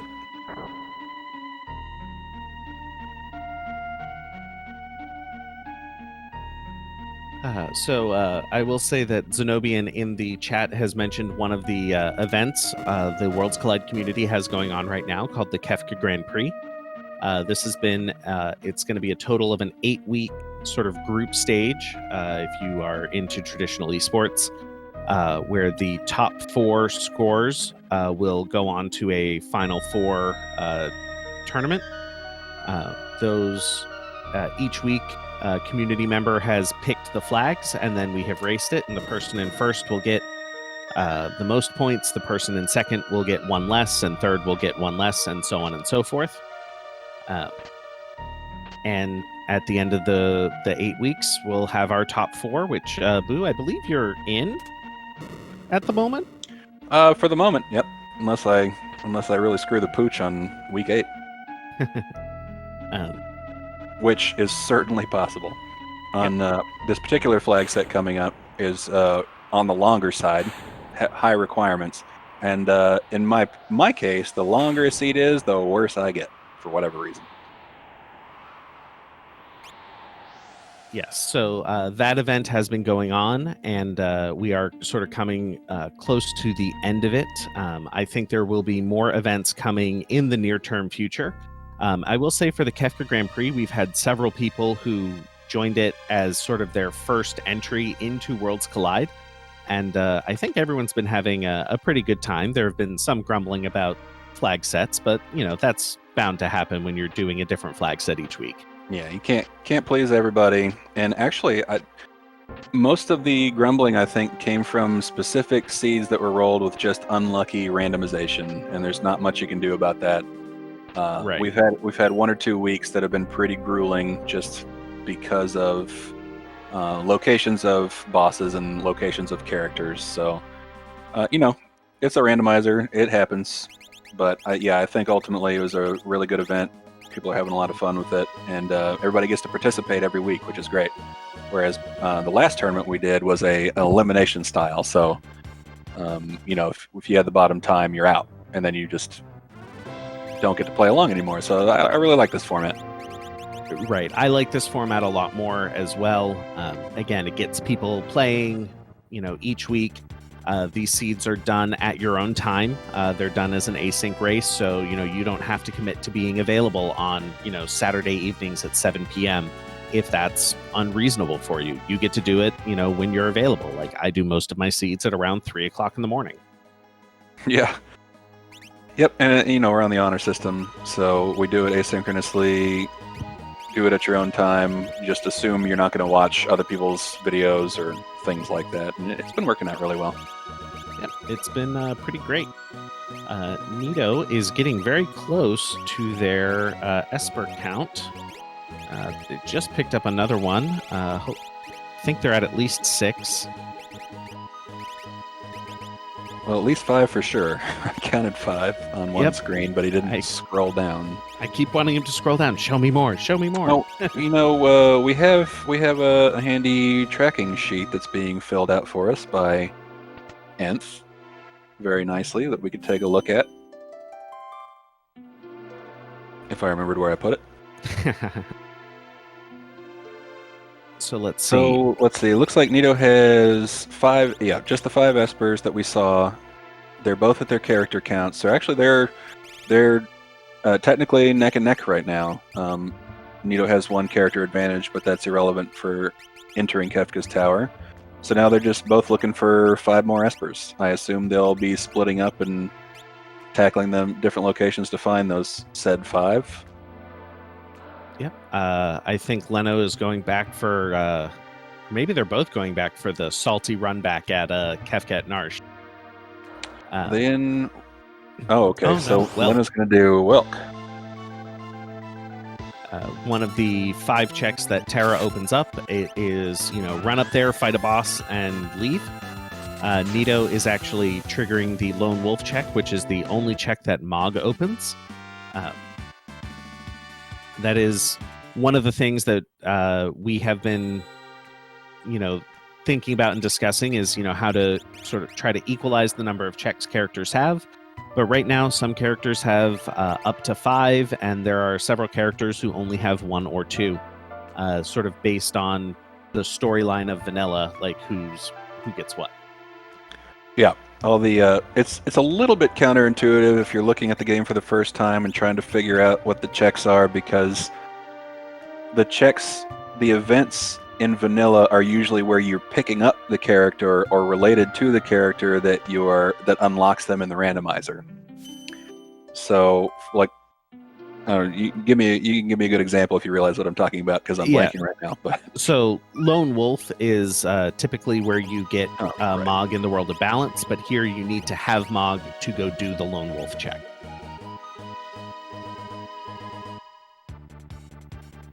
Thank you. You pick up Shadow in Gao Manor during save and scenario. Here you need to have Shadow to go and get the reward at Gao Manor.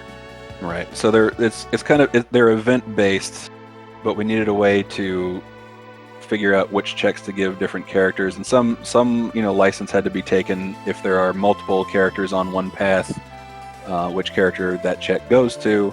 But I think Atmotech, the creator of Worlds Collide, has done a really good job of balancing those out.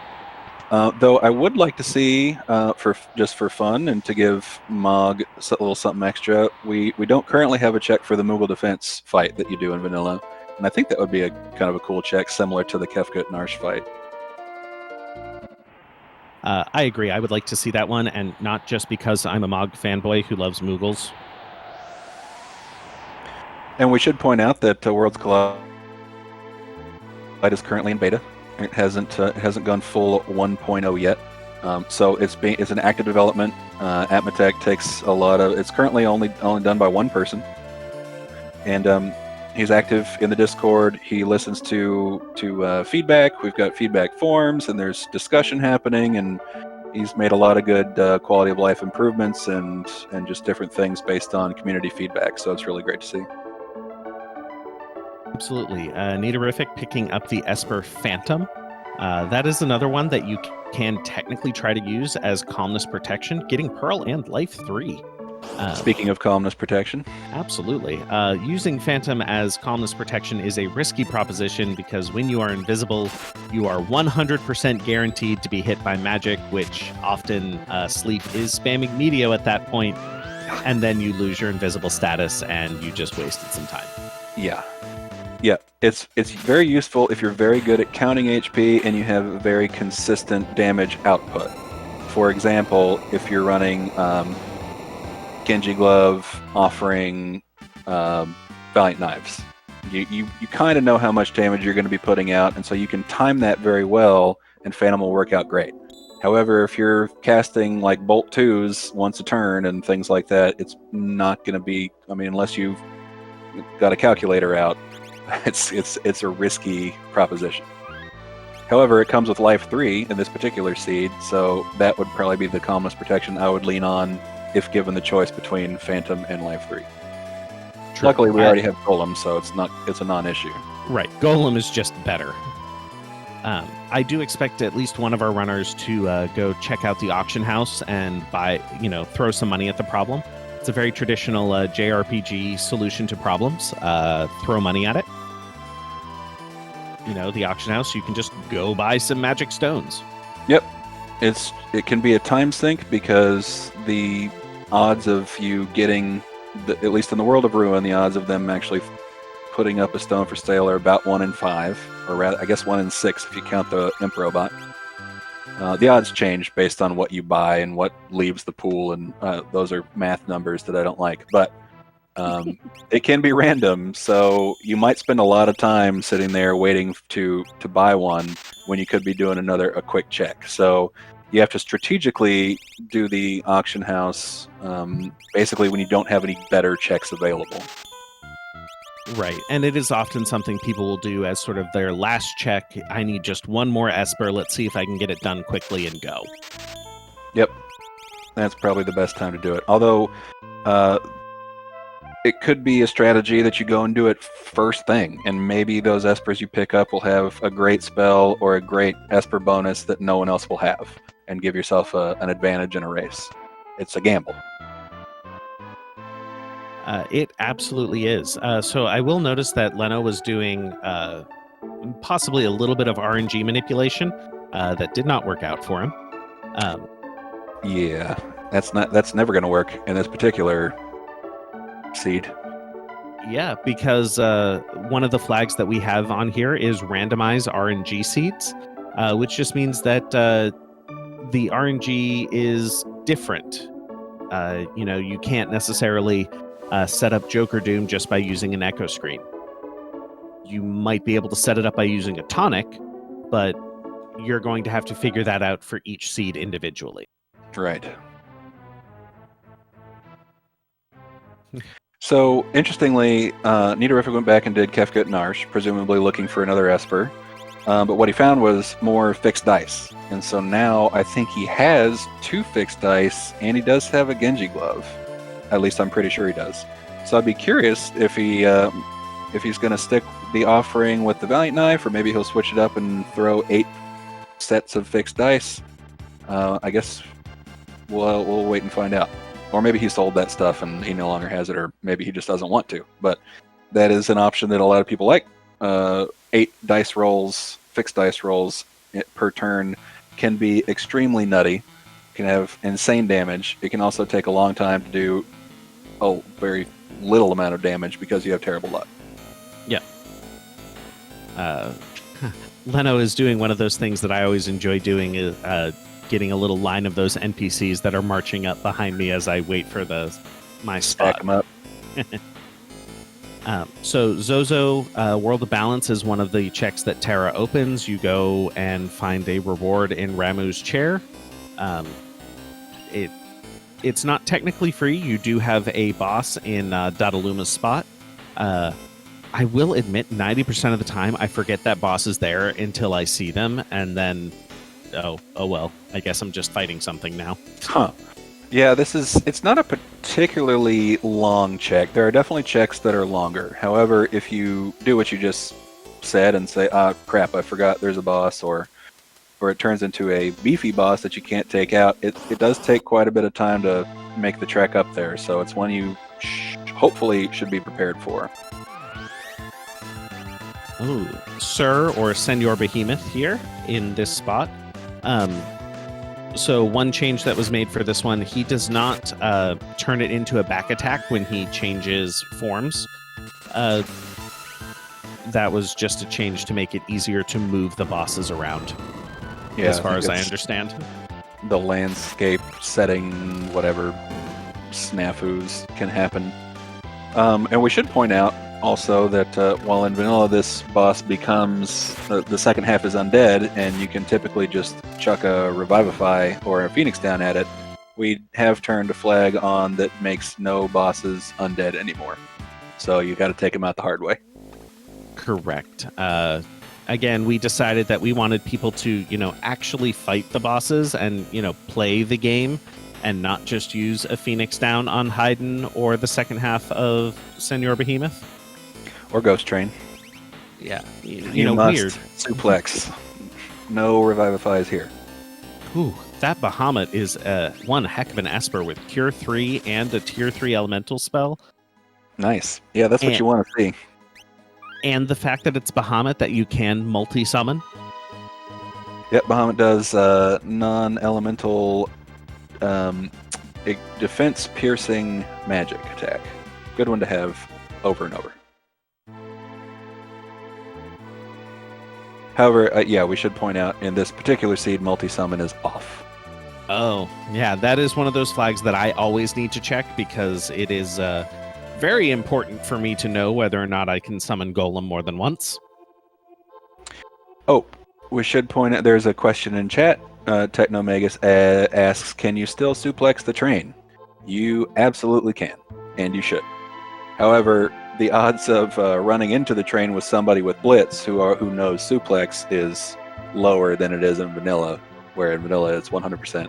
Here it's, I don't know what the percentage is, but you may not have it. Yep. And yes, we typically start with 3 Moogle Charms, just so that you're not wasting time menuing between parties in Kefka's Tower. And in Phoenix Cave, any of these split party things, it's just annoying to move around, so why not just give more than one? Yep, and because it's a randomizer, we can just do that.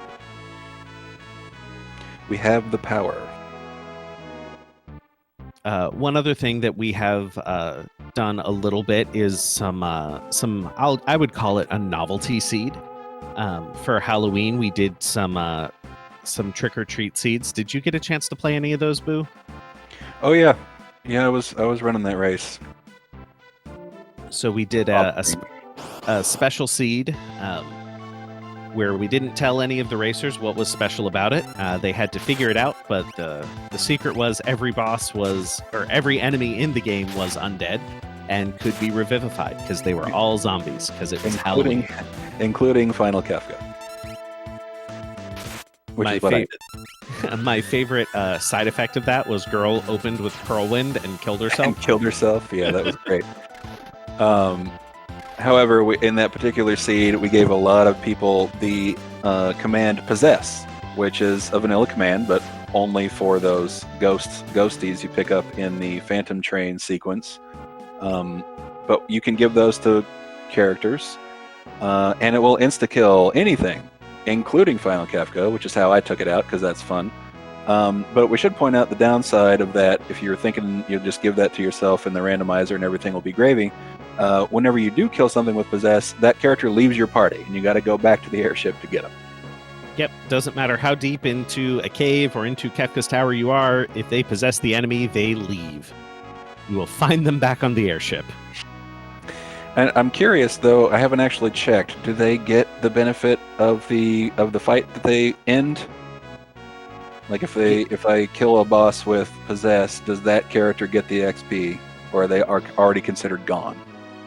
That is so. I have played with Possess so little, I actually don't know the answer to that question. Easy way to tell would, well, I mean, you could just go. You'd have to go back and check their XP numbers, but just turn on split XP and see what the difference is, I suppose. Maybe somebody in the chat. I noticed our community has a strong showing here tonight. Welcome everybody, and good to see. Well, I say welcome. We're an hour and 43 minutes in, but a lot of our community runners in the chat here. So thanks for showing out, guys. And if anybody knows the answer to that question, please post it up.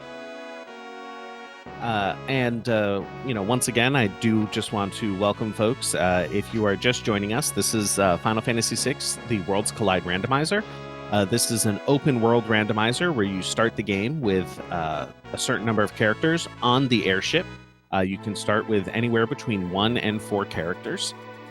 We are playing in what is called character gating mode, where each one of those characters opens up a certain event or location that you can go do a check. Sometimes that check requires going through a dungeon or fighting a boss. Sometimes it's just there in the open.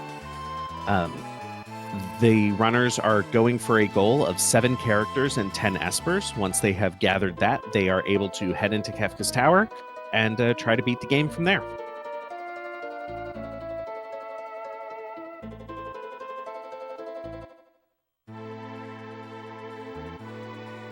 And I keep dropping the link to our website and our wiki.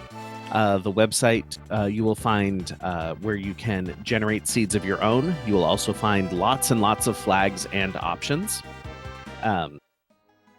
You will also find links to our Discord, where we are always welcoming of more people to come and join us in playing this game. We have community races, typically on Saturday nights at 7 p.m. Eastern Time. We have other events that are going on right now, such as our Kefka Grand Prix. We also have async races that community members set up all the time.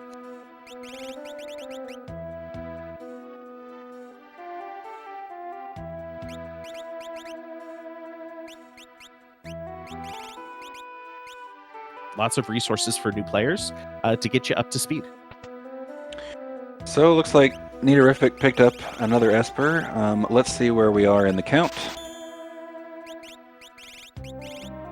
According to our tracking sheet, that is Esper number 9. Actually, both players are now at 8 characters and 9 Espers, so we're just looking for one more, and then we'll be ready to hit up Kefka's Tower. And, just like in vanilla, you have to split up into 3 parties, send your 3 parties down the different routes. Typically, I see most runners stacking their 3rd party with making that one their strongest one, and because they have to fight the most bosses. Neatorif then does pick up Fenrir, which has my favorite spell in the game on it.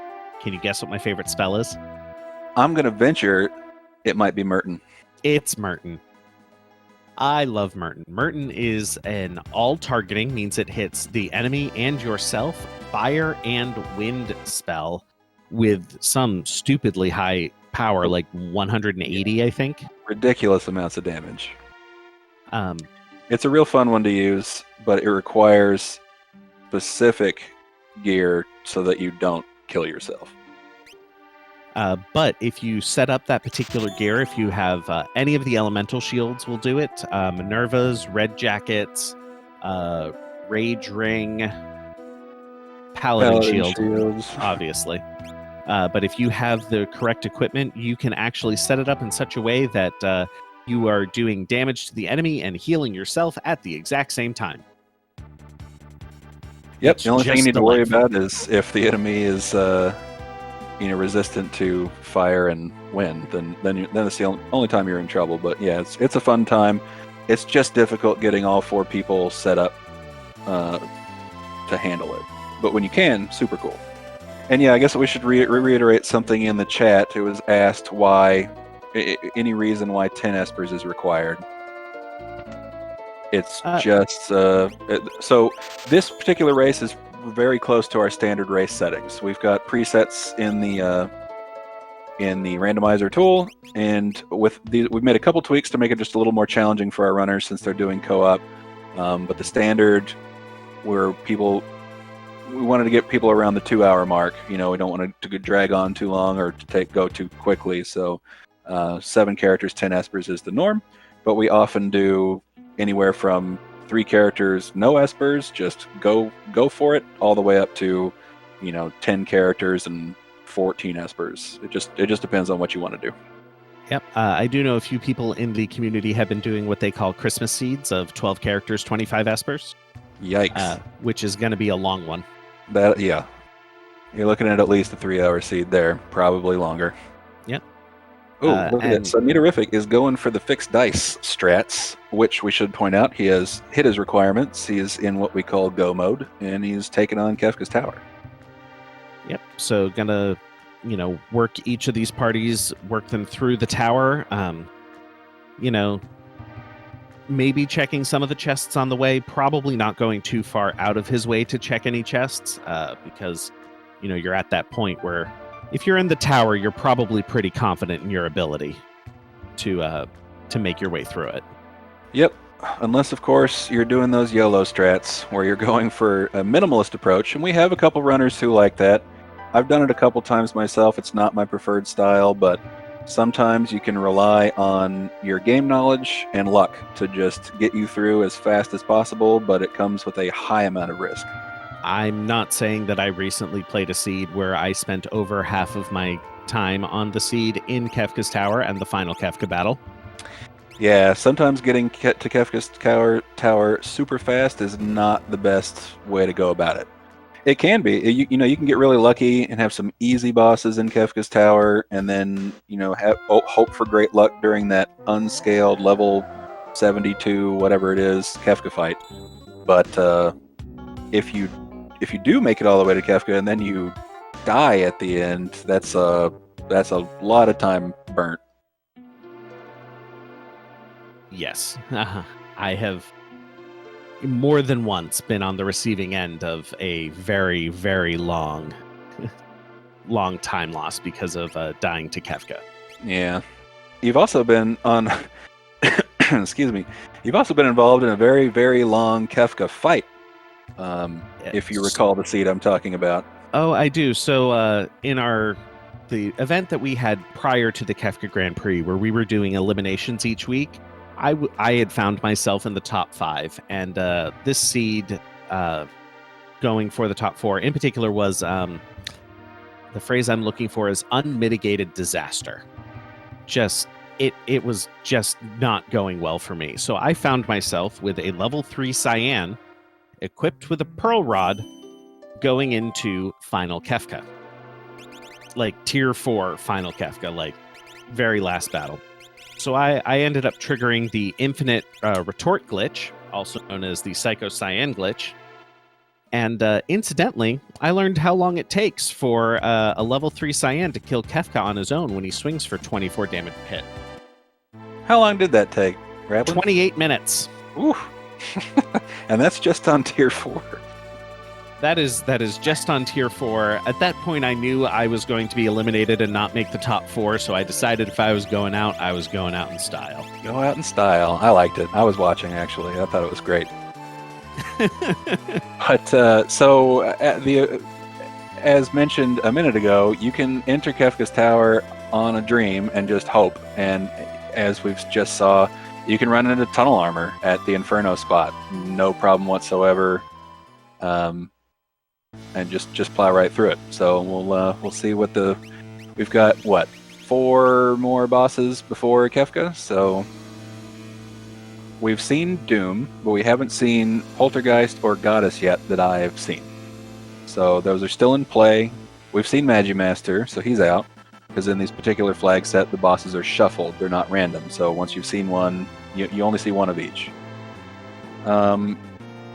What other? We've seen Atma, so there are not too many terrible bosses left. I think just the 2 statues, and the odds that they're in their vanilla locations is slim. So he's probably in pretty good shape. I mean, he's ready for anything. Don't get me wrong, but if we were hoping and wishing, we'd be in good shape here. Yep. And Leno is, right on neatorific's heels here. So, this is one of those advantages of doing a co-op seed like this. So even though, the settings were set a little bit harder than average, if you're running it with a friend, you can both end it. They'll probably be within 5 minutes of each other when it comes to the end here. Yep, unless, of course, Leno goes for some extra dragons, which it looks like he might based on where he swapped his party there. We'll have to see. I think since neatorif was trailblazing, that he's done more fights. I think Leno has done more resets, so he may be at considerably lower level. I'd have to see, but I think that's where we are. So maybe he's going to do some extra dragons to pump up his stats a bit. Absolutely. Now, with bosses like Tunnel Armor and Leader, there are a couple of flags that actually make those bosses possibly a little bit more challenging. One of them would be the Normalize and Distort Stats flag, which just sort of raises their stats up to be a little bit more comparable with other bosses. The other one is Scaling Enemy Abilities. So this is a flag that's not on for this seed, but it is an option if you want it, that all of the enemy abilities are broken down into tiers, and based on the enemy's level, they will pick an ability from that tier.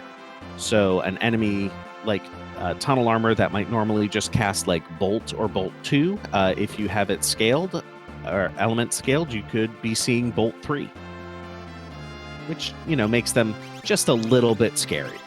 Yep. Or Gigavolt as well. Anything in the Bolt family, and yeah, they can get scary because as ones that can use fire magic, for example, can go all the way up to like Flare Star and just ruin your whole day. So it's a fun flag. Absolutely. Now, Nito is fighting Funbaba here. I will note that I believe that this is what would be Funbaba 4, the final time you fight Funbaba, not the one that uses Baba Breath. Right. That one we've kept in one location specifically to avoid this situation where you're in Kefka's Tower. You don't want your characters to be blown back to the airship. So you do have the option of cycling that particular Funbaba in if you want to, or Funbob as we like to call him. Well, I like to call him, I should say. You can shuffle him in if you want, but beware, runner beware. That did happen on one of our community races where Funbaba was, I believe, in this exact location and blew 2 party members back to the airship. Yep, and they're just gone. Like, unless you warp out and go back and get them and then go all the way back through Kefka's Tower, like, you won't have them for the Kefka fight. Or any fight. So, it was kind of a needed flag. But have you seen the silly amount of damage Cyan is putting out with these Quadra Slices? He's had the benefit of that Strength plus 2 Esper the whole game, pretty much, and he's level 59 with that Experience Egg. He's cleaving them up. No pun intended. Cyan, or the Sword Tech ability, is one of the ones that is able to break that 9999 damage per turn cap pretty easily. Because it's just naturally 4 hits. Yeah, it's and again for those of you who might have joined after the conversation we had, if you're thinking, Sword Tech is awful, it takes forever. Well, we fixed that in this randomizer by increasing it to 4 times the speed to make it not only viable, but actually really one of the top tier commands in the randomizer. Yep. And, we're finding another version of Ultros here. I do have to say that this is one of the least scary Ultroses out there. It's the Esper Mountain one. If you have Sketch, you can sketch this guy for an instant win. Although I don't think you get any XP if you do that. I could be wrong on that. Yes, but I believe you're right. He doesn't do a whole heck of a lot, anyway. But one of my favorites is when I am, say, in Kefka's Tower and we find the Ultros from the Leet River and it looks like he's swimming through the floor. Yeah. because Yes, that makes me steel really braided concerned for the power of that Ultros then. You know, how strong do you have to be swimming through the floor? Pretty strong. Looks like I think we've got multiple experience eggs over on Neatorific's screen, swapping them out. Nearing Final Kefka here, we've just got 2 fights. Well, actually, I think just 1 fight since he did the right boss. No, he didn't. Okay, we're good. 2 fights left. We've got 2 more chances to find a spicy chicken. I would like to see an appearance of spicy chicken here. But Well, instead, it is the least threatening the boss polar in the opposite. entire game. Although, if you do put on that normalize and distort stats flag, leader will hit you with an axe for 6k. Yeah, that was the exact point I was going to make. With the normalize and distort, leader is no longer a joke. Actually, that might be my favorite flag in this randomizer, because for a long time, at a certain point, once you hit level 40 plus, I mean, you just plow through anything. With the right gear, of course. And this flag makes it to where you still have to. You can't turn your brain off for half the seat. So I like it, but it is a challenge. Yeah, I definitely agree with that assessment. I remember the very first time I saw leader one-shot one of my characters, I was like, "Whoa, what's going on?" Yeah, and I've had tunnel armor flare star me to death, and I almost wiped 2 tunnel armor. So it's interesting. Right? How embarrassing is that? Not saying I did the exact same thing. So here we go. Neatorific has made it through the gauntlet, entering our final Kefka fight. Now, as a reminder, this fight is unscaled. This is totally vanilla. None of the distortion or anything applies to this Kefka fight. So let's talk about Kefka a little bit. Tier 1. Tier 1 is pretty much, I say pretty much, it's all physical attacks. So if you've stacked up for magic defense or magic evade, if you're trying to exploit that particular bug in vanilla, you're going to be in big trouble here in Tier 1. That is true, because one of the default flags is that the evade bug is fixed. Evade actually does something, which means blind also actually does something, besides make you look real cool. So with Tier 1, I'm typically looking at trying to take out the long arm with either break or doom or shout or some sort of instant death. Or cleave, as we're going to see shortly. And then I want to take out the face next, so that the face does not counter with Quake when it dies. Right. Yeah. We named this guy in our community race a few weeks ago. I think his name is Doug. So Doug's face, if Doug's face dies last, it will counter with Quake. So you definitely want to take it out for first or second. But since the long arm is vulnerable to instant death, it's usually a good idea to just spend your first turn getting rid of it. Yep. If so you get rid kill, of it. If you kill long, well, we're gonna see the consequences here and now. You should be able to tank this, yeah. Because of his extraordinarily high levels, it wasn't a big issue. But when you're running this thing at level 34, it's a big problem. But long arm, if you kill the long arm last, it will counter with either I think it's 1 to 3 shockwaves. Yep, which is quite a bit of damage as well. Yeah. So the preferred order is instant death, long arm, kill Doug's face, and then take out the short arm last. Now, phase 2 is a little more. There's a little more of everything in phase 2. What's your preferred order of execution here? So I like to take out Tools, again with another instant death attack, as quickly as possible. Tools is the target next to the lady in the red. To the right of her. Yeah, the machine-looking part. Yes. Then if I have mute, I like to make sure that I mute magic in the back, and then after that, it really doesn't matter. Yeah, so I have taken out the worst of it. Yeah.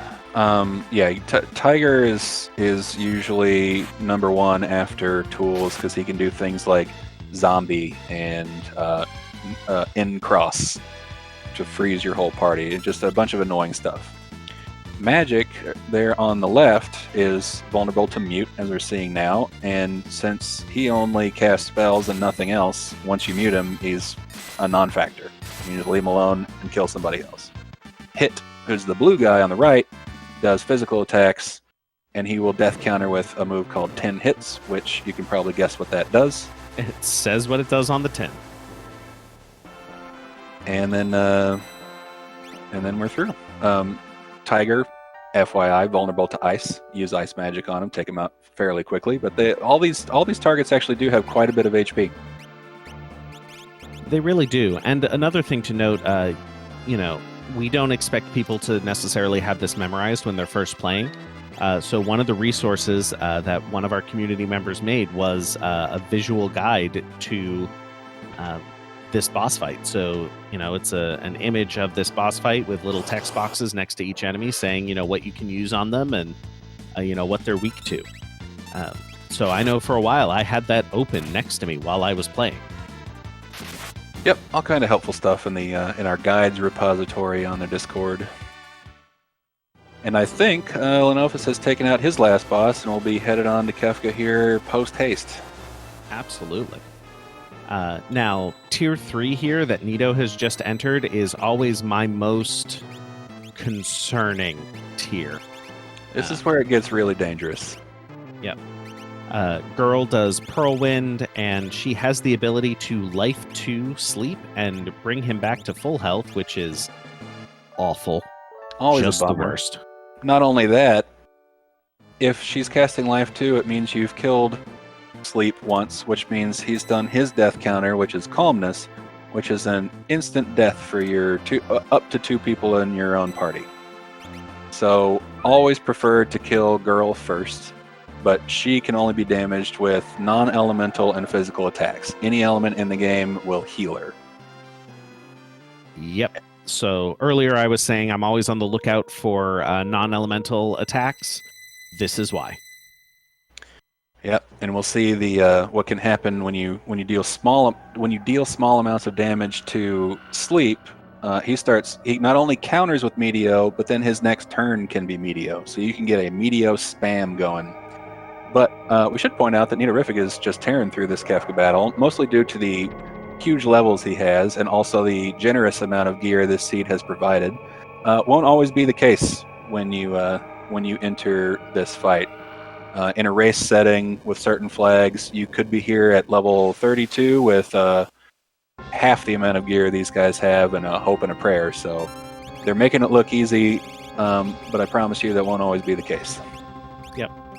My favorite term is rando's gonna rando, and sometimes they're gonna be rando nice, and sometimes it's just gonna be awful. So I'm curious to see here. We're at Final Kefka. He has his opening move is Fallen One, unless you, of course, deal 31,000 damage in the first turn, which is certainly possible here. But what I was going to say was we might see Umaro with those Valiant Knives just absolutely crush Kefka, but it looks like that's happening without his help, including his help anyway. I expect to see a very dead Kefka here in a few seconds. Yeah, I don't think Kefka's going to get anything else off but that hyperdriver. And he's done. He is done. So GG to neatorif there with a very respectable time of about 2 hours and 6 minutes. And Lenophis is hot on his heels, taking out, as you called him earlier, Doug. Doug's going down. Yes, GG's to Nito. As a reminder, this is a co-op race. These guys were working together. Nito was doing a lot of trailblazing. Lenophis was doing a lot of, he was doing his own as well, I believe he was the one who found those Illuminas that helped out so much. So typically in a co-op race, we would take the average time if we were doing, a two-person co-op race format. It's not something I'm going to keep track of here, but that's how that would work in case you were wondering. Yep, and you can see Leno is definitely at a bit of a a lower level.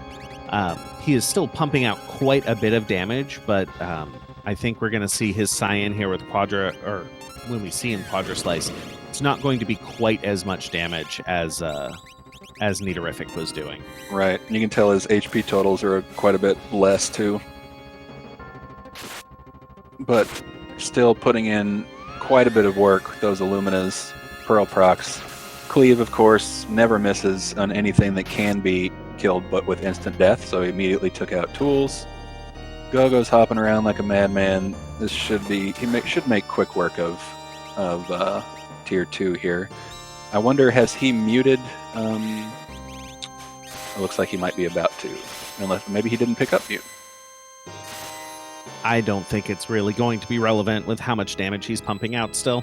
No, definitely not. It can just save time on the extra casts. But, we'll see. Here comes a Flare Star. I think he can absorb this or nullify it, but you can see that this can turn into a big issue. If you have mute, definitely use it on Magic over there on the left.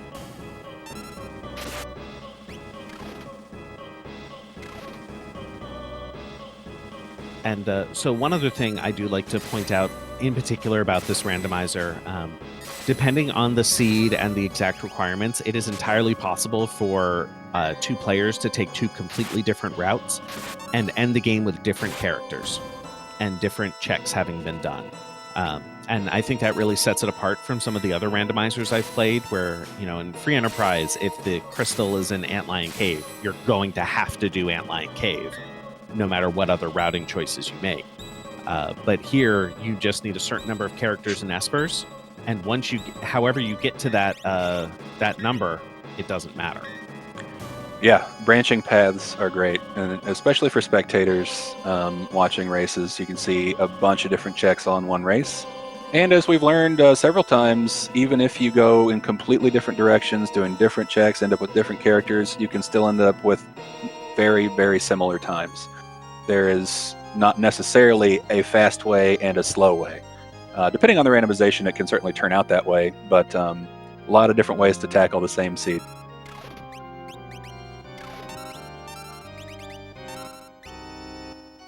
Did he just use Steel on Locke? Yeah, so in Tier 3 here, you can actually steal a Ragnarok sword from Girl. And I think you can steal an Excalibur from Sleep. Talk about style. I love it.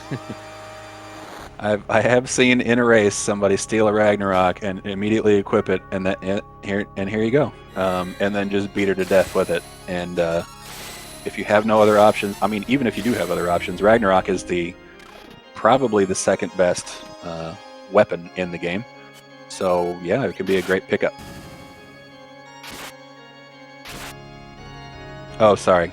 Yeah, you're right. Technomagus is an Atma weapon, not Excalibur. That was Goddess. Of course, if you can steal Minerva from Goddess, I don't think you can steal her Excalibur. And for anybody wondering, since it just came up, Atma weapon not great in this randomizer. As it is, to do good damage, Atma weapon, you have to be really high level. And typically, while some characters in this particular seed are high level, you're typically just not going to reach that in a race situation anyway. So those are usually shop fodder. Exactly. But we have proposed a change to the damage calculation to make them useful because, it's the cool lightsaber sword. People want to use it, but it just does pathetic amounts of damage. So one benefit of us being able to, twiddle all the bits behind the scenes in the game, we can change that damage calculation, just make it more useful. So it's a suggestion that's come up, hasn't come to fruition yet. I don't know if it will, maybe not. Right. So while we're taking out the final Kefka, I do want to take this opportunity to give a few shout-outs. First, shout-outs to SpeedGaming for having us here. We really do appreciate getting the chance to show off my favorite randomizer to more people, get the word out. I want to shout out both Leno and Neatorific for putting on a fantastic show for us. I do want to thank you, Boo, and Nth behind the scenes has been keeping up a very accurate tracking sheet for us, so we're able to go back and check to see where things are. And a shout out to the developer Atmatech, who's doing great work, and to everyone watching. We really do appreciate this, and we hope to see you join our community relatively soon. I'm going to drop the link one more time. And there we go. GG to Leno as well. Yeah, and ditto. Yes, GG's Leno. Solid times all around. Did we? Huh. How is Neatorific's timer now later than... Oh, they probably just kept going. Yeah, they stopped them separately. Got it.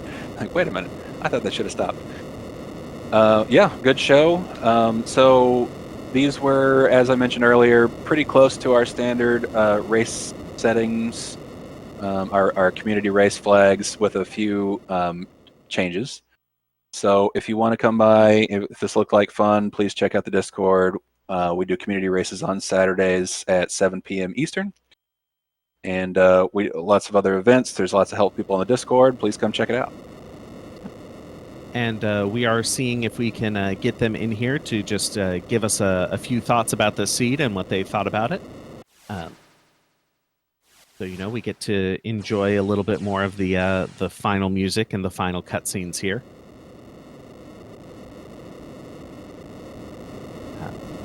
But yes, I would once again like to plug, please join us. You know, there are many people in the Discord who are willing to help out new players, and we've put together a lot of resources for new players as well.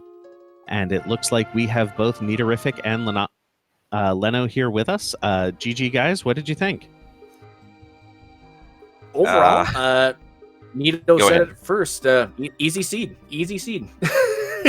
All things considered, easy seed. The difficulty was finding espers. So many item checks. Yeah, this seed was particularly generous with the items, both in chests at checks and shops. But yeah, espers were a little bit scarce. Yeah. I was getting a little worried that that Gao that was in Mobliz was going to be a required pickup. I'm like, oh no, I don't want to do this. Do you guys want to talk a little bit about your co-op process? We split duties, and the one who's ahead does the remaining checks while the other one catches up. We would have finished pretty much at the same time if he didn't wipe twice. That's what happened, basically. Yeah, the first wipe to Vargas at Snowfield, and then the second wipe, I forget where that was. Those cost a little bit of time. So we wanted to show. That's right. We wanted to show basically every town, every possible until we were time to hit go mode. But I wanted to show we had a bit of divergence too in the party used. A little bit. I kept Humaro. He kept Go-Go.